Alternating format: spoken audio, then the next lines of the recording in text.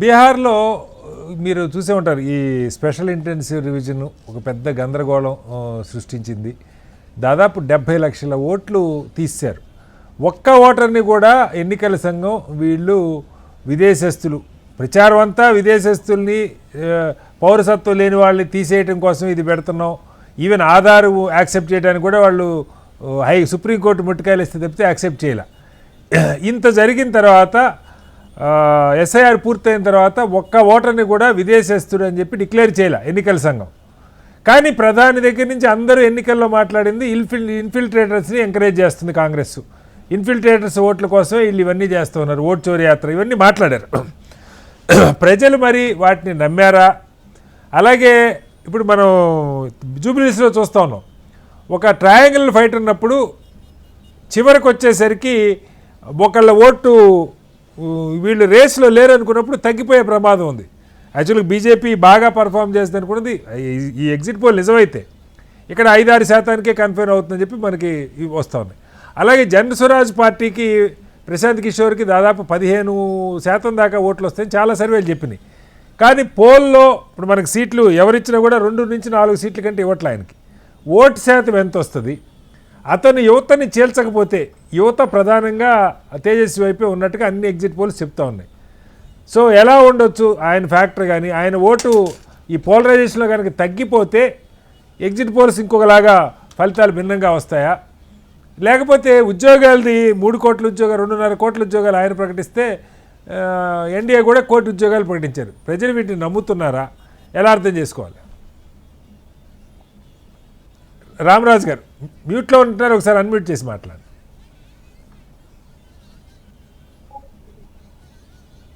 Hello Ramaraju గారు.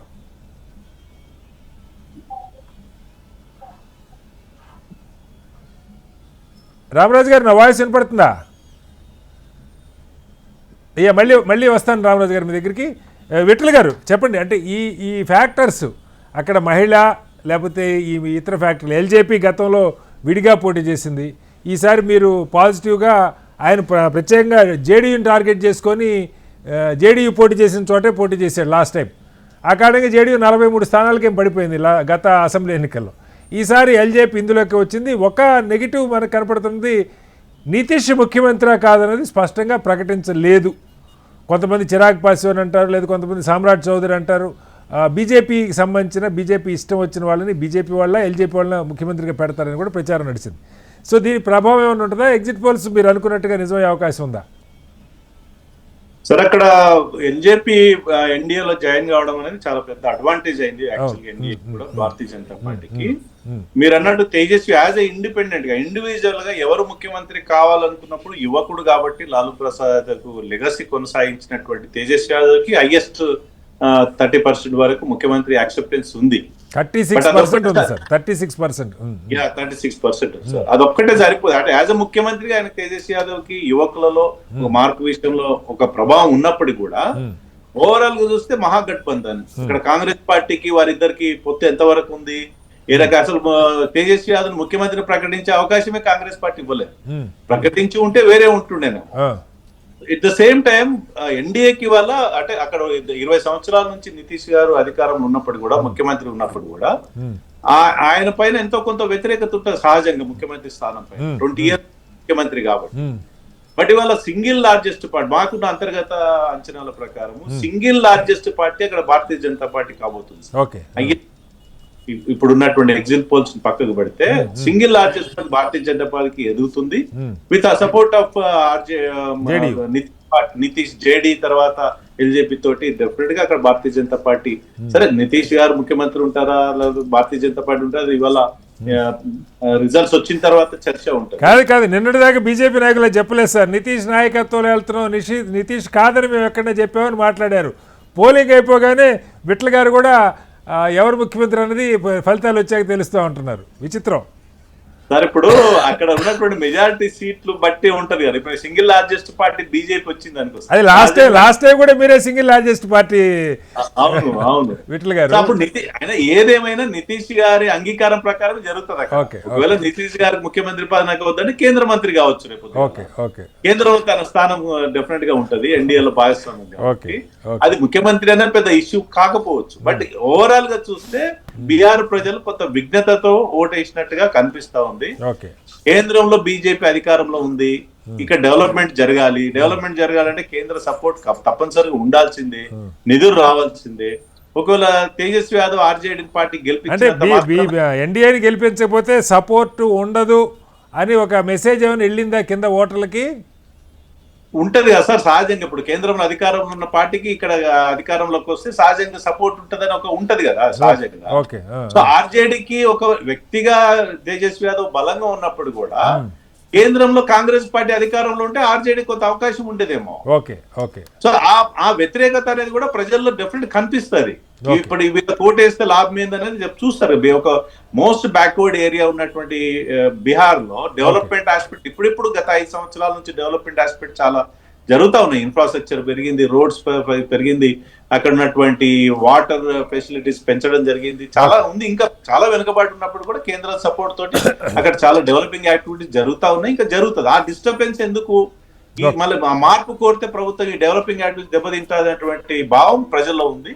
ఆ రకంగా ఓటు జరిగిందని నేను అనుకుంటున్నాను. రైట్ సార్, మళ్ళీ వస్తాం ఇది. రామరాజు గారు, యాజ్ ఏ సీఎం క్యాండిడేట్ స్పష్టంగా తేజస్వి ఎప్పటి నుంచో, ఇప్పుడని కాదు, దాదాపు 5-6 నెలల నుంచి ఏ ఒపీనియన్ పోల్ జరిగినా కూడా చాలా లీడ్లో ఉన్నాడు. అందుకే నితీష్ మీద అంత పాజిటివ్ లేదు కాబట్టే ఆయన ముఖ్యమంత్రిగా ప్రకటించడానికి బీజేపీ సిద్ధం కాలేదు. ఈసారి బీజేపీ రూల్ చేయాలనుకుంటుందన్న ప్రచారం విస్తృతంగానే జరిగింది. అయితే ఇప్పుడు ఈ పోలరైజేషన్ జరిగే ప్రాసెస్లో ప్రశాంత్ కిషోర్, జన్సురాజ్ కనుక భారీగా తగ్గితే అది వీళ్ళకి మన మహాగఠబంధన్కి అడ్వాంటేజ్ అవుతుందా, లేకపోతే అది కూడా అటే పోతుందా? అలాగే మహిళలకు సంబంధించి నితీష్ 10,000 వేస్తే తేజస్వి నెలకి 2,500 చొప్పున సంవత్సరానికి 30,000 అకౌంట్లో నేను వేస్తానని చెప్పి ఒక మహిళా పెన్షన్ లాంటిదో లేదా దాన్ని ఏమంటారు ఒక పథకాన్ని ఆయన ప్రకటించారు. సో ఎలా ఉండొచ్చు?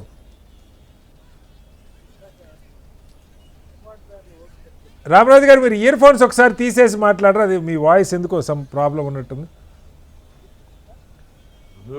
మ్యూట్లో ఉందేమో ఒకసారి చెక్ చేయండి. ఇప్పుడు తీసి మాట్లాడండి సార్, ఒకసారి మాట్లాడండి. వాయిస్ అయితే రావట్లేదు ఇప్పటిదాకా. ఇప్పుడు వినపడుతుంది. గో హెడ్ చెప్పండి. ఓకే, ఇప్పుడు మీరు ఇందాక ఒక విషయం అడిగారు, చొరబాటుదారులు ఓట్ల గురించి. అవును, అది దాని గురించి మాట్లాడటం అధికార పార్టీలో ఉన్న వాళ్ళకి అది ఒక ప్యాషన్ కింద తయారైంది. ఓకే, ఎందుకంటే రోహింగ్యాల గురించి ఎక్కడ చూసినా అదే చర్చ జరుగుతుంది. రోహింగ్యాలు ఆ దేశం వదిలి మన దేశంలో చేరింది 20,000 మంది అని కేంద్ర ప్రభుత్వ లెక్కలే చెప్తున్నాయి. కానీ హైదరాబాద్ లో 1,00,000 మంది అని చెప్తారు. ఎక్కడ ఎలక్షన్ జరుగుతుంటే అక్కడికి 1,00,000 మంది రోహింగ్యాలు ఉన్నారని చెప్తారు. ఇది ఒక వెరైటీ. ఇక దాని గురించి ఎక్కువ చర్చించడం అనవసరం. ఎందుకంటే నిజంగా చొరబాటుదారులుంటే తరిమేయాల్సింది ఎవరు? అంతే కదా. ఆ చర్చ కూడా వచ్చింది. అధికారంలో 11 ఏళ్ళుగా ఉన్న ప్రభుత్వం ఎంతమందిని తరిమేశారు, ఇంకా ఎంతమంది ఉన్నారు లెక్కలు కూడా వాళ్ళకే తెలియాలి. వాళ్ళు రాష్ట్ర ప్రభుత్వాల మీద బ్లేమ్ చేసి ఉపయోగం ఏంటి? ఎందుకు 2 రోజుల క్రితం దిగ్విజయ్ సింగ్ గారు ఒక ప్రకటన ఇచ్చారు, కాంగ్రెస్ మాజీ ముఖ్యమంత్రి. మేము అధికారంలో ఉన్న 10 ఏళ్లలో 2004 నుంచి 2014 మధ్యలో 86,000 మందిని విదేశస్తుల్ని అక్రమ వలసదారులను ఐడెంటిఫై చేసి డిపోర్ట్ చేశాము. వీళ్ళ హయాంలో ఈ 11 ఏళ్లలో కేవలం 2,000 మందిని మాత్రమే డిపోర్ట్ చేశారు. ఎవరు అక్రమ వలసదారులకు వ్యతిరేకంగా ఉన్నారని చెప్పి ఆయన క్వశ్చన్ చేస్తూ ఉన్నారు. దానికి ఆన్సర్ లేదు ఎక్కడ. ఓకే, ఇప్పుడు ఇక్కడ ఏంటంటే తర్వాత మీరు ప్రశాంత్ కిషోర్ గారి ఇష్యూ చెప్పారు. ఆయన కూడా అంటే నాకు తెలిసి ఆయన రూరల్ లో ఆయనకు అంత పట్టు దొరుకుతుందని నేను అనుకోవట్లేదు. ఎందుకంటే మిడిల్ క్లాస్ జనం, అప్పర్ మిడిల్ క్లాస్ వాళ్ళల్లోనే ఎక్కువ ప్రభావం ఉండొచ్చు అని నా ఉద్దేశం. ఓకే, అది ఆ ఓటర్లు ఎటువైపు ఉన్నారు, అతని వల్ల ఎవరికి ఎఫెక్ట్ పడుతుందని. అంటే ఇందాక ఎవరో చెప్పారు మిత్రులు, ఆయనకి సీట్లు రావు అని. సీట్లు రాకపోయినా ఎవరినో ఒకరిని దెబ్బతీసే అవకాశం ఉంది. ఇప్పుడు ఎందుకంటే తక్కువ మార్జిన్స్ 2,000, 3,000 తోటి ఓడిపోయే సీట్లలో ఆయన ఎంతమందిని ఏ పార్టీని దెబ్బతీస్తారనేది ఇక అక్కడ లోకల్ గా వాళ్ళు అంటే రేపు రిజల్ట్ ని బట్టి మనం చూడాలి. యా, డిస్ట్రక్టర్ రోల్ విధ్వంసకరమైన పాత్ర అవుతుందా, లేదు ఆయనకి కొన్ని అంటే అర్బన్ ఇప్పుడు మామూలుగా బీజేపీ చంక్ మనకు తెలుసు బీహార్లో ఇప్పటిదాకా వాళ్ళు అధికారులకు సింగిల్గా రాలేకపోవడానికి కారణం కూడా ఇదే. రామరాజు గారు, పట్టణ మధ్యతరగతి ఉన్నత వర్గాలకు సంబంధించిన పార్టీ కానీ బీహార్లో ఇప్పటికీ బీజేపీ ఉన్నది, అయితే క్రమంగా పెరుగుతున్నమాట వాస్తవం. దీన్ని మరి నితీష్ మన ప్రశాంత్ కిషోర్ ఓట్ బేస్ కూడా అదే, దానికి అదనంగా యూత్. ఆయన 3 ఏళ్ళ నుంచి తిరిగిన మాట వాస్తవం, కానీ ఇప్పుడు మనకి ఎగ్జిట్ పోల్స్ని బట్టి ఓట్ షేర్ అంతా ఆయన కనపట్ల. దాన్ని ఫైనల్గా ఏమవుతుందని అనుకోవాలి. అంటే ఇప్పుడు ఒకటండి, ఆ వికాస్శీల్ పార్టీ ఉంది కానీ ఇన్సాన్ పార్టీని, వాళ్ళ ఓట్లు పోయినసారి 2% వచ్చినా కూడా వాళ్ళ ప్రభావం కూడా ఈసారి మహాగఠబంధన్కి ఉపయోగపడచ్చు అని చెప్తున్నారు. దాదాపు 10% ఓట్లు వాళ్ళు ఉన్నాయి అంటున్నారు. అది అంతకుముందు అతను ఈ గఠబంధన్లో లేడు అనుకుంటా కదా, ముందు లేడు. కానీ ఎన్డీఏ ఏమో పాశ్వాన్ ఎఫెక్ట్ పనిచేస్తుందని వాళ్ళు అనుకుంటున్నారు. అవును. తర్వాత నితీష్ కుమార్ మీద 20 సంవత్సరాలు ఉన్నా కూడా పార్టీ అంటే ఒక అధికారంలో ఉన్న పార్టీ మీద ఉండే సహజమైన వ్యతిరేకత తప్పితే పర్సనల్ గా అతని మీద పెద్ద వ్యతిరేకత ఉన్నట్టుగా తెలియట్లేదు. కానీ తేజస్వి యాదవ్ కుర్రాడు, అతని వైపు మొగ్గు చూపుతారని జనము. తర్వాత వీళ్ళు చెప్పే మళ్ళా లాలూ ప్రసాద్ గుండా రాజ్యం వస్తుంది అంటే, ఇప్పుడు వచ్చే యూత్ అంటే ఒక 25 సంవత్సరాలు వాడున్నాడు అనుకోండి, వాడు 5 సంవత్సరాలు అప్పుడు లాలూ ప్రసాద్ రాజ్యంలో ఉన్న గుండా రాజ్యం వాడికి ఏం తెలుస్తుంది, తెలియదు కదా. కాబట్టి దాని ఎఫెక్ట్ యంగ్ జనరేషన్ మీద ఉండదని అనుకుంటున్నా. ఏదైతే ఇప్పుడు ఎప్పుడో ఈ కొత్త జనరేషన్ కి పాత నెహ్రూనో ఇందిరాగాంధీయో లేకపోతే ఇంకెవరో చేసిందో లేకపోతే గాంధీ చేసి కూడా తెలియక ఇప్పుడు అడ్డదిడ్డాలుగా మాట్లాడుతున్నారు కదా యంగ్ జనరేషన్. అలాగే అనుకోవచ్చు అక్కడ. రైట్ సార్, మళ్ళీ వస్తాను. ఉండకపోవచ్చు అండి. గౌరీశంకర్ గారు, ఒక విషయం చెప్పండి. అంటే ప్రధాని 2 అంశాల మీద ఫోకస్ చేసినట్టుగా నాకు కనపడుతుంది. ఆయన ఒకటి జంగిల్ రాజుని మళ్ళీ గుర్తు చేసే ప్రయత్నం చేశారు. 2 ఈ ఇన్ఫిల్ట్రేటర్స్ దీని మీదే మాట్లాడుతూ వచ్చారు. వీళ్ళంతా ఈ గుస్బేటియాని సపోర్ట్ చేయడం కోసమే వీళ్ళు ఉన్నారని చెప్పి ఏదైతే గతంలో జనరల్ ఎలక్షన్ అప్పుడు మాట్లాడారో అదే భాష ఇప్పుడు ప్రధాని ఆయన మాట్లాడటంతో అది రిపీటెడ్గా వస్తుంది. కానీ ఎన్నికల సంఘం ఒక్కటి కూడా డిక్లేర్ చేయాల. ఈ కాంబినేషన్స్లో మనకి సరే అది ఆయన ప్రధాని ప్రచారం ఏ మేరకు పనిచేస్తుంది? యాక్సిడెంటల్గా కోయిన్సిడెన్స్ నిన్న జరిగినటువంటి బాంబ్ బ్లాస్ట్, ఢిల్లీలో జరిగిన బాంబ్ బ్లాస్ట్ కూడా ఇప్పటిదాకా అది టెర్రరిస్ట్ యాక్టివిటీ అని చెప్పి ప్రభుత్వం ప్రకటించాల. మామూలుగా ఏదైనా జరిగితే వెంటనే దీని వెనకాల టెర్రరిస్ట్ కుట్ర ఉందని చెప్పి మాట్లాడతారు. బట్ దీని మీద ఇప్పటిదాకా అది రాలా. దీని ప్రభావం కూడా ఏమైనా ఉంటుందా ఎన్నికల మీద?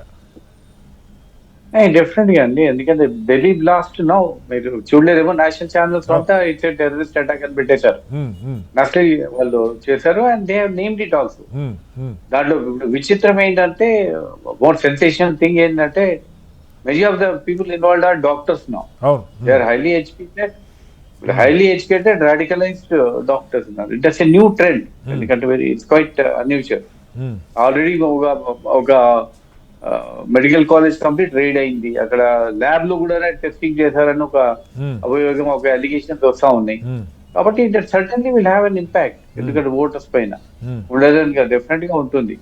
But at the same time మరి ఇక్కడ బీహార్ లో ఎలక్షన్స్ లో 2 మేజర్ గా నడుస్తున్నాయి. తేజస్వి యాదవ్ ఏదైతే ప్రోగ్రామ్ పెట్టాడో, ఇది హర్ ఘర్ సర్కారీ నౌకరీ అని ఒక క్యాంపెయిన్ పెట్టాడు, అది కొంచెం యూత్ లో బాగానే అట్రాక్ట్ అయింది. అది దానికి కౌంటర్ గా ఇది 10,000 రూపాయలు మహిళా రోజ్గార్ స్కీమ్ అని నితీష్ గారు చెప్పారు. దాన్ని కూడా కొంచెం పబ్లిక్ ఉమెన్ బాగా టిల్ట్ అయినారు. ఫైనల్లీ వేరే చూస్ చేశారా, రేపు నితీష్ గారిని పెద్ద ప్రొజెక్ట్ చేయలేసారు ఏదో chief minister candidate. Senior most ఉన్నారు కానీ కొంచెం, ఎందుకంటే జనాల్లో ఎప్పుడైతే ఈ సర్వేస్ వచ్చాయో తేజస్వి యాదవ్ కి ఎక్కువ శాతం మంది మొగ్గు చూపుతున్నారు సీఎం గారు candidate CM candidate. So probably they may change. మన రేపొద్దున ఎలక్షన్స్ అయినాక నితీష్ గారికి యూనియన్ క్యాబినెట్ లో తీసుకొని ఎవరైనా యంగర్ ఫేస్ పెడితే పెట్టొచ్చు. కానీ ఆయన అంగీకరిస్తారా ఇప్పటిదా? ఎందుకంటే ఇది ఒక్కటే కాదు, ఆయనకు కేంద్ర ప్రభుత్వం కూడా ఆయన మద్దతు కావాలి, జేడీయూ మద్దతు కావాలి. జేడీయూ టీడీపీ మద్దతు ఇస్తేనే కేంద్ర ప్రభుత్వం రన్ అవుతుంది అక్కడ. ఆయన దీనికి అంగీకరిస్తారా? జనరల్ అంగీకరించారండి. General he not accept it because he likes to be hold independent post of chief minister. Okay, CM post is total independent కదా. He runs a state. Union minister he will one among the council of ministers కదా, okay, union cabinet లో. కాబట్టి generally he prefers to be CM. Chance దొరికితే కావాలంటే మళ్ళీ ఇంకో పల్టీ కొట్టి వేరే గ్రూప్ తోటైనా జాయిన్ అయిపోయి మళ్ళీ సీఎం అవుతాడు. ఓకే. సో 14కే కాదు 14 తర్వాత కూడా ట్విస్ట్లు ఉండొచ్చు అంటారు పరిస్థితిని బట్టి. అంత చెప్పలేదు. ఓకే, పర్టికులర్లీ నితీష్ గారి మీద కెనాట్ ట్రస్ట్ అండి, చెప్పలేము మనం. ఓకే, గఫూర్ గారు, అంటే ప్రచారం రెండు దశల్లో జరిగిన పోలింగు, దీనిలో వామపక్షాలు సిపిఐ ఎంఎల్ ముఖ్యంగా దాదాపు 30 సీట్లలో పోటీ చేస్తున్నట్టున్నారు వాళ్ళు. లాస్ట్ టైము ఐ థింక్ 20 సీట్లు, 30 ఎల్జేపీ చేస్తుంది. లాస్ట్ టైం 19 చేసినట్టున్నారు, ఈసారి 20 చేస్తున్నారు. కాంగ్రెస్ పోయినసారి స్ట్రైక్ రేట్ ఎక్కువ లేదని చెప్పి ఈసారి 10 సీట్లు తగ్గించుకున్నారు, 60 సీట్లు. ఆర్జేడీనే దాదాపు 140 సీట్లు పోటీ చేస్తున్నట్టుగా ఉంది. సిపిఐ సిపిఎం కూడా చేరి 6 స్థానాల్లో ఎన్నో పోటీలో ఉన్నారు. సో ఈ కాంబినేషన్ వామపక్షాలు కొంత దేశంలో ఎక్కడా లేని విధంగా ఇవాళ కాస్త బలంగా కొంత మేరకన్నా కనపడుతుంది. స్ట్రైక్ రేట్ ఎక్కువ ఉన్నది బీహార్లో. ఎలా ఉండొచ్చు? ఇంతకుముందు నేను 6 గంటలప్పుడు ఈ నేషనల్ ఛానల్స్ తో చూసా అండి. లెఫ్ట్ పొజిషన్ వాళ్ళు 15 సీట్లని చెప్తున్నారు. ఓకే, ఆ మేరకు ఏంటంటే లెఫ్ట్ కన్సాలిడేట్ అయినట్లే కదా, లెఫ్ట్ పొజిషన్స్ కన్సాలిడేట్ చేసుకున్నట్లే. సిపిఎంఎల్, సిపిఐ, సిపిఎం ఈ 3 పార్టీలు కూడా కలిసి బాగా మంచి ఐక్యతతోనే ఫైట్ అవుట్ చేశాయని ఎలక్షన్స్. అది కామెంటేటర్ చెప్పింది. ఓకే, అందుకోసం చూడాలండి, తప్పనిసరిగా లెఫ్ట్ యొక్క వాయిస్ గతం కంటే ఇంకా కొంచెం బలపడుతుంది తప్ప బలహీనపడేటువంటి పరిస్థితి లేదు ఎన్నికల్లో అనేటువంటిది బీహార్ పోల్తో అనుకుంటున్నాను. పోతే కటార్ గారు ఇంకా 2-3 అంశాలు చెప్పండి. సరే, మనం చెప్పడంతోనే మొత్తం మారిపోతుందేం కాదు. అల్టిమేట్ గా అది లాక్ అయిపోయింది పీపుల్స్ వర్డిక్ట్. ఎల్పీజే మీద కామెంటేటర్ చెప్పింది ఏంటంటే దళిత్ ఓటింగ్ కన్సాలిడేట్ అయింది కానీ పాస్వాన్ కు అదర్ దాన్ దళిత్ ఓటింగ్ రాలేదు, ఎక్కువ సీట్లో ఓడిపోబోతున్నారు అనేది వాళ్ళ ప్రిడిక్షన్. ఆయన 30 సీట్లు పోటీ చేస్తున్నారు. ఎవరికి పోతాయి ఆ సీట్లు? ఎవరికి పోతాయి ఆ సీట్లు? గనక జేడీయూ లేదా కాంగ్రెస్ ఈ గఠబంధన్కి వచ్చినాయి అనుకోండి, అడ్వాంటేజ్ అవుతుంది. ఇక జేడీయూకి వచ్చే అవకాశం లేదు సార్, ఎందుకంటే ఎల్జేపీ జేడీయూ ఆర్జేడీకి కాంగ్రెస్ కి మహాగఠబంధన్కి వచ్చినాయి అనుకోండి, అది యాడెడ్ అడ్వాంటేజ్ అవుతుంది. ఓకే. ఆ తర్వాత రెండవది ఏమంటే యూత్, ఇది చాలా మంది చెప్పారు. ఇప్పుడు రాహుల్ గాంధీ మీటింగ్స్ కూడా మనం చూస్తే సార్ చాలా పెద్ద ఎత్తున యూత్ కదిలినాం. సరే, ఆయన ఓట్ చోరీ అన్నా లేకుంటే ఇంకోటి అన్నా కానీ అట్రాక్ట్ అయినారు, చాలా పెద్ద ఎత్తున స్పందన వచ్చింది అనేటువంటిది వరుసగా చూస్తున్నాం మనం. తేజస్వి యాదవ్ ఎక్కడ పోయినా కానీ అక్కడంతా యూత్ బాగా మొబిలైజ్. పోయినసారి కూడా ఉంది, అంతకంటే ఎక్కువ ఈసారి స్పందన. ఇవన్నీ ఫ్యాక్టర్ చూసుకున్నప్పుడు యాడెడ్ అడ్వాంటేజెస్ కొన్ని ఉన్నాయి. సరే, డిసడ్వాంటేజెస్ మహిళల్లో ఏముంది అనేది మనకేం తెలియదు. ఏమైనప్పటికీ మరలా ఎన్నిసార్లు చెప్పుకున్నా ఇది నిరాశపడాల్సినటువంటి ఎన్నిక కాదు ఆర్జే ఖచ్చితంగా. ఎందుకంటే సార్, రెండవది బీజేపీ అన్ని శక్తులు కొట్టిందండి. ఎందుకంటే బీజేపీకి బీహార్ లో గెలవడం కాదు, బీహార్ లో గనక ఈ ఎన్డీఏ కూటమి ఓడిపోతే సెంట్రల్ గవర్నమెంట్ యొక్క మనుగడకే కష్టం అవుతుంది. వాళ్ళని కాపాడుకోవాలనుకున్నా బీహార్ ను కాపాడుకోవాలని ఒకతను చెప్తున్నా, డబ్బు ఎప్పుడు లేదంత డబ్బు వచ్చింది బీహార్ లోకి. ఆ ఫ్యాక్టరీ ఏమేమి పనిచేసింది అనేటువంటిది చూడాలా. ఇవన్నీ కూడా 14వ తేదీ తెలిసిపోతాయి. ఓకే, ఒకసారి సతీష్ గారు ఇక్కడ అంటే బీహార్ది నిజంగానే, ఎందుకంటే రాహుల్ గాంధీ గ్రాఫ్ పెరుగుతున్న పరిస్థితి ఒకటి జాతీయ స్థాయిలో, బట్ మోడీకి ఈయనకి ఇంకా చాలా గ్యాప్ ఉన్నప్పటికి కూడా పెరుగుతున్నది. జనరల్ ఎలక్షన్ తర్వాత పార్లమెంట్ ఎలక్షన్లో బీజేపీ 60 సీట్లు తగ్గింది సొంతంగా. ఇప్పుడు కోయలేషన్ మీద ఆధారపడే ప్రభుత్వం నడుస్తున్నది. ఆ తర్వాత జరిగిన 2-3 రాష్ట్రాలు బీజేపీ మళ్ళీ తిరిగి గెలవగలిగింది. మహారాష్ట్ర కానీ, హర్యానా కానీ, కొన్ని రాష్ట్రాలు, ఛత్తీస్గఢ్ నాకు గుర్తుంది. ఈ 3-4 రాష్ట్రాల్లో గెలవగలిగింది. సో తిరిగి మళ్ళీ బలం పుంజుకుంటుందన్న వార్త. ప్లస్ బీహార్ అన్నిటికంటే చాలా టర్నింగ్ పాయింట్ అని చెప్తారు దేశ రాజకీయాలకి, కుల సమీకరణాలు కానీ ఇవన్నీ. అలాంటి బీహార్లో మీరు బీసీ ఓటు భారత్ జోడో యాత్ర కానీ మరొకటి కానీ తీసుకున్నా నితీష్ అక్కడ కులగణన చేసినా ఆ వివరాలు బయట పెట్టలేదని, తెలంగాణలో ఈ 42% రిజర్వేషన్ మేము ఇస్తున్నామని చెప్పి మీరు చెప్పినాయి కానీ వీటి ప్రభావం ఏదన్నా అక్కడ పని చేస్తే ఈ బీసీలు అంటే ముస్లిం యాదవ్ కాంబినేషనే కాకుండా ఇతర వర్గాలు కూడా కనుక యూత్తో పాటు కొంత మహిళలను కూడా లాగలిగితే మహాగఠబంధన్కి అనుకూలంగా ఉంటుంది. అది కానప్పుడు ఇక్కడ ఒకసారి బీహార్లో కనుక మళ్ళా ఎన్డీఏ గెలవగలిగితే ఇక ఇండియా కూటమి, ఇప్పటికే ఇండియా కూటమిలో మమతా ఒక దారి ఉన్నది, ఆమ్ ఆద్మీ పార్టీ విడిగా పోటీ చేసింది, అక్కడ అన్నిటికీ ఎలా ఉండొచ్చు? ముందుగా ఇందాక మనం అనుకున్నట్టుగా ఎన్డీఏ కూటమి భారతీయ జనతా పార్టీ కూటమి కంటే ఎక్కువ సర్వశక్తులు ఒడినటువంటి పరిస్థితి బీహార్లో. ఎందుకనంటే వాళ్ళకు ఏదన్నా కారణాల చేత ఈ ఎగ్జిట్ పోల్స్ మనం ఖచ్చితంగా ప్రామాణికంగా చెప్పలేం, కానీ ఏదన్నా కారణాల చేత బీహార్లో ఎన్డీఏ కూటమి గనక మెజార్టీ రాకపోతే కేంద్ర ప్రభుత్వం ఉనికికే ప్రశ్నార్థకం అనేది మనం ప్రత్యక్షంగా చూసినటువంటి పరిస్థితి. అక్కడ ప్రధానమంత్రి గారు కానీ అమిత్ షా గారు మాట్లాడినటువంటి మాటలు ఒకసారి నిమరేసుకుంటాం.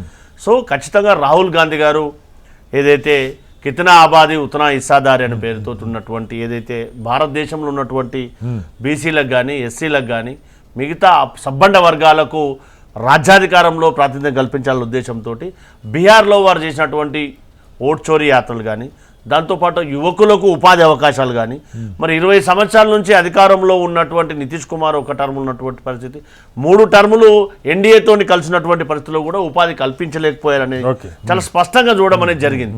సో ఇవన్నీ ఫ్యాక్టర్ చూసిన తర్వాత గతంలో పార్లమెంట్ ఎన్నికల్లో భారతీయ జనతా పార్టీ 400 సీట్లు అని చెప్పి ఏ విధమైనటువంటి పరిస్థితి, వారి స్వయంగా ప్రధానమంత్రి గారి స్థానం నుంచే వారి మెజార్టీ ఏ విధంగా తగ్గిపోయిందో మనం ప్రత్యక్షంగా చూసాం.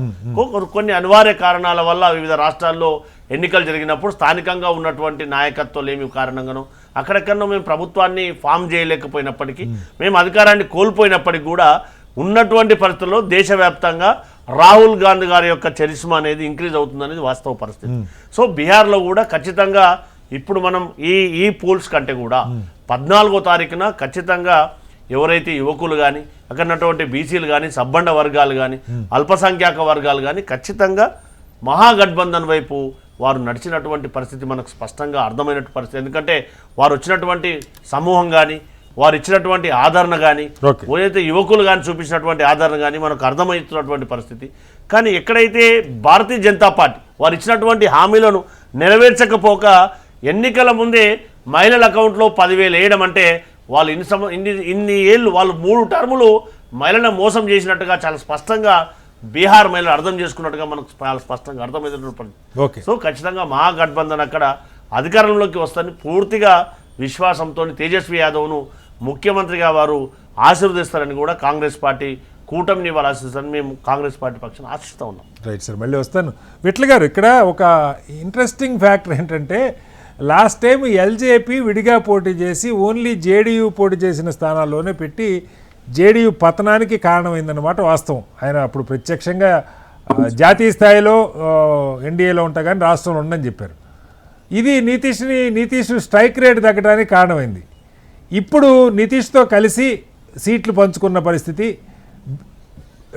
బీజేపీ జేడీయూ సమానమైన సీట్లు 101 సీట్లు అనుకుంటే, ఇద్దరు చెరి 101 సీట్లు 101 పోటీ చేశారు. ఎల్జేపీ దాదాపు 29-30 స్థానాలు ఎల్జేపీ. ఈ మిగతా 2 పార్టీలు హిందుస్థాన్ ఆవామ్ మోర్చా, ఆర్ఎల్ఎం ఇవన్నీ 6 స్థానాలు ఎన్నో పోటీ చేశారు. ఇక్కడ ఈ జేడీయూ ఎల్జేపీ వర్కౌట్ కాకపోతే రిలేషన్, ముఖ్యంగా జేడీయూ ఓట్లు ఎల్జేపీకి ట్రాన్స్ఫర్ కాకపోతే ఆ 30 సీట్లు గండిపడే అవకాశం ఉన్నది. అలాగే జేడీయూ సొంతంగా పోటీ చేసిన దగ్గర వాళ్ళు పొత్తులో భాగంగా జేడీయూ ఎమ్మెల్యేల మీద చాలామంది మీద వ్యతిరేకత ఉన్నదన్నది ఒక ప్రచారం. ఒక ఎమ్మెల్యే అయితే నేను హత్య కేసులో కూడా అనంత్ సింగ్ అనుకుంటా ఆయన అరెస్ట్ కూడా అయిన పరిస్థితి. కొత్తగా ఎన్నికల ప్రచారం జరిగిన తర్వాత హత్య కేసులో ఆయన అరెస్ట్ అయ్యాడు. సో ఈ బ్యాక్డ్రాప్లో స్ట్రైక్ రేట్ ఎలా ఉండొచ్చు ఈ కూటమిలో? బీజేపీది ఎలాగో బాగానే ఉంటుంది strike rate, but LJP JDU strike rate ఎలా ఉండే అవకాశం ఉంది? ఎన్డీఏలో ఉన్నటువంటి ఓట్ షేరింగ్ లో అంటే సీట్ షేరింగ్ లో ఎక్కడ కూడా పెద్ద డిస్టర్బెన్స్ ఏం రాలేదు సార్. డిస్టర్బెన్స్ ఏం లేదు. చాలా రోజుల నుంచి వర్కౌట్ చేసుకున్నారు కాబట్టి అందరు అండర్స్టాండింగ్ తోటి. అదే ఇప్పుడు ఇండియా కూటమిలో చూస్తే చివరి వరకు కూడా చాలా ఇబ్బంది పడ్డారు వాళ్ళు సీట్ షేరింగ్. సో ఆ ప్రభావం ఏం ఉండదని మేము అనుకుంటున్నాము. ఎందుకంటే దళిత ఓటు ముఖ్యంగా ఎల్జేపీ తోటి ఉన్నట్టు దళిత ఓటు రామ్ విలాస్ పాస్వాన్కి ఉన్నటువంటి ఆదరణ, వాళ్ళ కుమారుడు కూడా ఒక యువకుడు కరెక్టే దళిత ఓటు పడుతుంది. కానీ ఇప్పుడు ఈయనకి నితీష్ కి బీసీ ఓటు ఉంది, లాస్ట్ టైం ఎంబీసీ ఓటు ఉంది, ఈయన దెబ్బ కొట్టాడని వాళ్ళు మరి ఇప్పుడు ఇటు వేస్తారా ఎల్జేపీకి? ఒక్కసారి ఎన్డీఏ గఠబంధన్ ఒక వేదిక మీద కలిసి ఉన్నప్పుడు సార్ డెఫినెట్ గా వర్కౌట్ అవుతుంది. అంత వ్యతిరేకత ఉండదు కదా. జేడీయూని ఓడించాలని ఒక ఎల్జేపీ అనుకోదు కదా సార్. ఎల్జేపీ అనుకోదు, ఎల్జేపీని ఓడించాలని జేడీయూ అనుకున్న చాలు, జేడీయూ మద్దతుదారులు.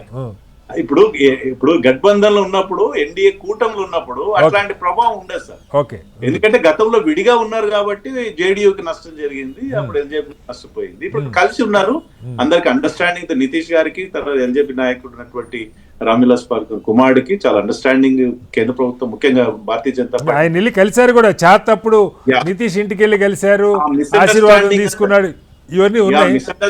అంతా తొలగించబడి కామన్ గా అందరు ఒకే వేదికగా క్యాంపెయిన్ చేశారు కాబట్టి వాళ్ళ రిజల్ట్ చాలా పాజిటివ్ గా ఉంటుందని మేము ఎక్స్పెక్ట్ చేస్తున్నాము. సో ఏదైనా ఆర్జేడీ ప్రభావం ఉంటుంది, మేము తప్పుపట్టలేదు. డెఫినెట్ గా ఆర్జేడీ ప్రభావం చాలా సీరియస్ గా ఉంటది. వారు అధికారంలోకి వచ్చే అవకాశం ఉండదని నేను అనుకుంటున్నాను. ప్రతిపక్ష పార్టీకి లీడింగ్ లో ఉండొచ్చు, గతంలో కన్నా కొంత సీట్ షేరింగ్ లో పెరిగే అవకాశం ఉంటది. సో ఇప్పుడు చెప్తున్నటువంటి అన్ని ఎగ్జిట్ పోల్స్ ని పక్కకు పెడితే ఓవరాల్ ఇంతకుముందు మనం మాట్లాడుకున్నట్టుగా కేంద్రంలో భారతీయ జనతా పార్టీ లేదా ఎన్డీఏ అధికారంలో అది ఇంకా 3 సంవత్సరాలు ఉంటది. రాష్ట్రంలో వాళ్ళ మార్పు కోరుకుంటే చేంజ్ చేస్తే గవర్నమెంట్ డెవలపింగ్ యాక్టివిటీస్ లో ఆస్పెక్ట్ లో ఆ రాష్ట్రానికి నష్టం అవుతుంది అనేది చాలా మంది యువకులు కావచ్చు, అక్కడ ఉన్నటువంటి మిడిల్ ఫ్యామిలీ కావచ్చు ఆలోచించారు కాబట్టి ఎన్డీఏకి అనుకూలమైనటువంటి ఓటు వస్తుందని మేము ఎక్స్పెక్ట్ చేస్తాం. ప్రశాంత్ కిషోర్ ఫ్యాక్టర్ ఎలా ఉండొచ్చు అంటారు? అతను మూడేళ్లుగా అతను పాదయాత్రలు చేస్తున్నాడు, అద్భుతమైన ఎలక్షన్ స్ట్రాటజిస్టు. ఆయన ఎంత మేరకు ఓట్లు తెచ్చుకోగలుగుతాడు? ఆయనకు అంచనా లేని విషయాలు. రామరాజు గారు చెప్పినట్టు ప్రశాంత్ కిషోర్ ఎవరో గ్రామీణ ప్రాంతాల ప్రజలకు తెలియదు, బీహారీ ప్రజలు. Middle family and upper middle family కొంత ప్రభావం ఉంటే ఉండొచ్చు.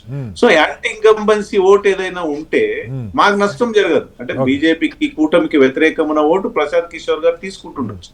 అదే ఏదైనా నష్టం అంటే 5% 10% ఓట్ బ్యాంక్ తీసుకుంటే ఆ నష్టం అనేది ఇండియా కూటమి కానీ ఎన్డీఏ కూటమికి ఉండదని నేను అనుకుంటున్నాను. కానీ ఒరిజినల్ గా అంటే ఆయన జేడీయూ కంటే బీజేపీ ఉప ముఖ్యమంత్రి మీదే ఎక్కువ టార్గెట్ చేశారు, బీజేపీ నాయకులు అవినీతి అంశాలే బయట పెట్టారు.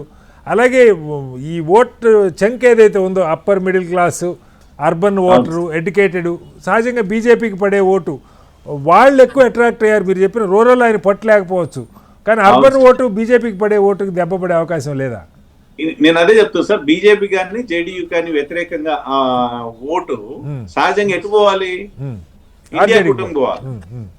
ఆ ఇండియా కూటమి పోకుండా ఈయన 5% లేదా 4%, 2% ఎంత ఓట్ బ్యాంక్ తీసుకున్నా మాకు నష్టం లేదు కదా. ఓకే ఓకే, అంటే ఓట్ కొంత చీల్చడంలో కొంత ఉపయోగపడుతుంది, అసలు మాకే లాభం అనుకుంటున్నాను. Okay right. ఒకసారి గఫూర్ గారు, ఎంఐఎంకి సంబంధించి లాస్ట్ టైం 5 సీట్లు వాళ్ళు గెలిచారు అక్కడ. ఈ మహాగఠబంధన్ దెబ్బ కొట్టడానికి ఎంఐ ఫ్యాక్టర్ అక్కడ ఎక్కువగా పనిచేయకపోవడం, ఎందుకంటే క్రమంగా ఆయన విస్తరిస్తూ వచ్చాడు. దాదాపు 30 సీట్లు లాస్ట్ టైం కూడా పోటీ చేశారు, ఈసారి కూడా దాదాపు అంతే సీట్లు పోటీ చేస్తున్నట్టుగా ఉంది. ఇన్ఫ్యాక్ట్ ఆయన మహాగఠబంధన్లోకి రావాలని ప్రయత్నం చేసినా వీళ్ళు అలౌ చేయలేదని ఒక ప్రచారం. బట్ వాళ్ళని నమ్మట్లేదు. లాస్ట్ టైం గెలిచిన 5గురిలో 4 ఏమో బీజేపీ వైపు వెళ్ళిపోయారని చెప్పి కూడా ప్రచారం జరిగింది. సో ఈ ఎంఐఎం ఫ్యాక్టర్ ఎంత ఉండొచ్చు సార్? నేను ఈ నిన్నటి నుంచి ఒక క్యాంపెయిన్ నడుస్తుందండి ఎంఐఎం పాత్ర పట్ల. ముస్లిం ఎలైట్ లో అన్ని వరుసగా వీడియోలు పెడుతున్నారు, ఫేస్బుక్ లో, వాట్సాప్ లో, దీంట్లో యూట్యూబ్ లో. దీంట్లో నాకు కనపడుతుందంటే ఒక wave, anti MIM wave Bihar లో పనిచేస్తుందండి. ఓకే, ఎందుకంటే ఇతను అంటే నిజమేమిటి, ఆధారాలు ఏమిటి, అదంతా చర్చ మనకు అనవసరం. కానీ జరుగుతున్న ప్రచారం ఏంటంటే ఇతను బీజేపీ యొక్క బి టీము, ఇతను వచ్చింది కావాలని నితీష్ కుమార్నో లేకుంటే బీజేపీ వాళ్ళనో ఎవరినో ముఖ్యమంత్రిగా, ఎందుకంటే ఆయన స్పీచెస్ లో తేజస్వి యాదవ్ని ఎటువంటి పరిస్థితిలో కానివ్వం అవును. అనేసి అది క్యాంపెయిన్ అవుతుంది. ఓకే. అంటే తేజస్వి యాదవ్ కాకపోతే ఎవరు అంటే ఐదర్ బీజేపీ ఆర్ జేడీయూ. నువ్వు వచ్చింది ఎందుకోసం? కాబట్టి నీవు బీజేపీ యొక్క బి టీం అనేటువంటి క్యాంపెయిన్ బాగా నడుస్తుంది. చాలా మంది చెప్పేది అంటే ఒక్క సీట్ ఏదైనా అవకాశం ఉంటే ఉండొచ్చు, ఏవి గెలవరు, ఆ ఒక్క సీటు కూడా విత్ ఇన్ 1 month ఆర్జేడీలో చేరుతాడు అనేసి ఓపెన్ గానే చెప్తున్నారు. కాబట్టి గతంతో పోలిస్తే ఆ ఫ్యాక్టర్ పెద్దగా పనిచేయదు. అంటే ఆయనకు ఎంఐఎం కు పెద్ద ఓటింగ్ రాదండి. ఎంఐఎం యొక్క పాత్ర పట్ల ముస్లిం కమ్యూనిటీలో పెద్ద చర్చ నడుస్తుంది. నువ్వు జూబ్లీ హిల్స్ లో కాంగ్రెస్ క్యాంపెయిన్ చేస్తావా, జూబ్లీ హిల్స్ లో కాంగ్రెస్ కరపత్రాలు తీసుకొని మీ తమ్ముడు వీళ్ళందరూ తిరుగుతారా, ఇక్కడ వచ్చేసి కాంగ్రెస్ వ్యతిరేకంగా క్యాంపెయిన్ చేస్తావా అని ఓపెన్ గానే క్వశ్చన్ చేస్తున్నారు. కాబట్టి నేను అనుకుంటున్నా పెద్దగా చీల్చకపోవచ్చు అనేది ఒకటి. రెండవది కటారి గారు నేను ఒక అంశం చెప్పదలుచుకున్నా. ఇప్పుడు ఈ కన్సాలిడేషన్ ఆఫ్ ఓట్స్ అంటే జన్సురాజ్ కు ఎన్ని వస్తాయి ఏమిటి అని ఇట్లా ఎంఐఎం ఇది అనుకున్నాం కదా.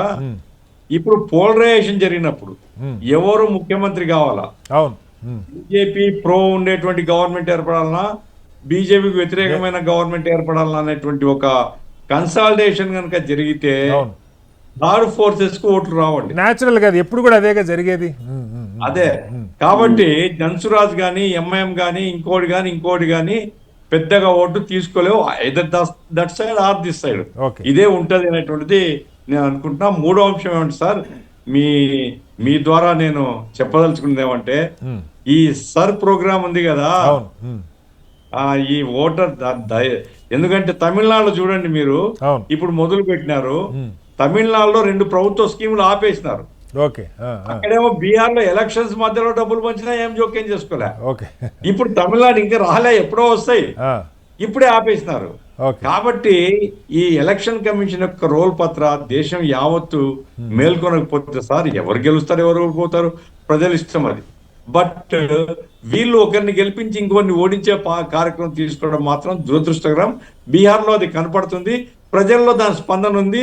ఇది కూడా ఒక added factor sir, added advantage to the Mahagathbandhan sir. మళ్ళీ వస్తాను సార్ మీ దగ్గరికి. ఒకసారి గౌరీశంకర్ గారు, ఎలా అయితే ఎల్జేపీ ఇటు ఎన్డీఏ కూటమి వైపు వచ్చిందో ఎన్నికల్లో, లాస్ట్ టైం ఎన్డీఏలో ఉన్న విఐపి వికాస్ ఇన్సాల్ పార్టీ వాళ్ళు దాదాపు 10% మళ్ళీ ఏదో అంటారు ఆ కమ్యూనిటీని, ముఖ్యంగా ఈ బెస్త కమ్యూనిటీకి సంబంధించిన సెక్షను, దాదాపు 10% ఓట్లు వాళ్ళు ఉన్నారని.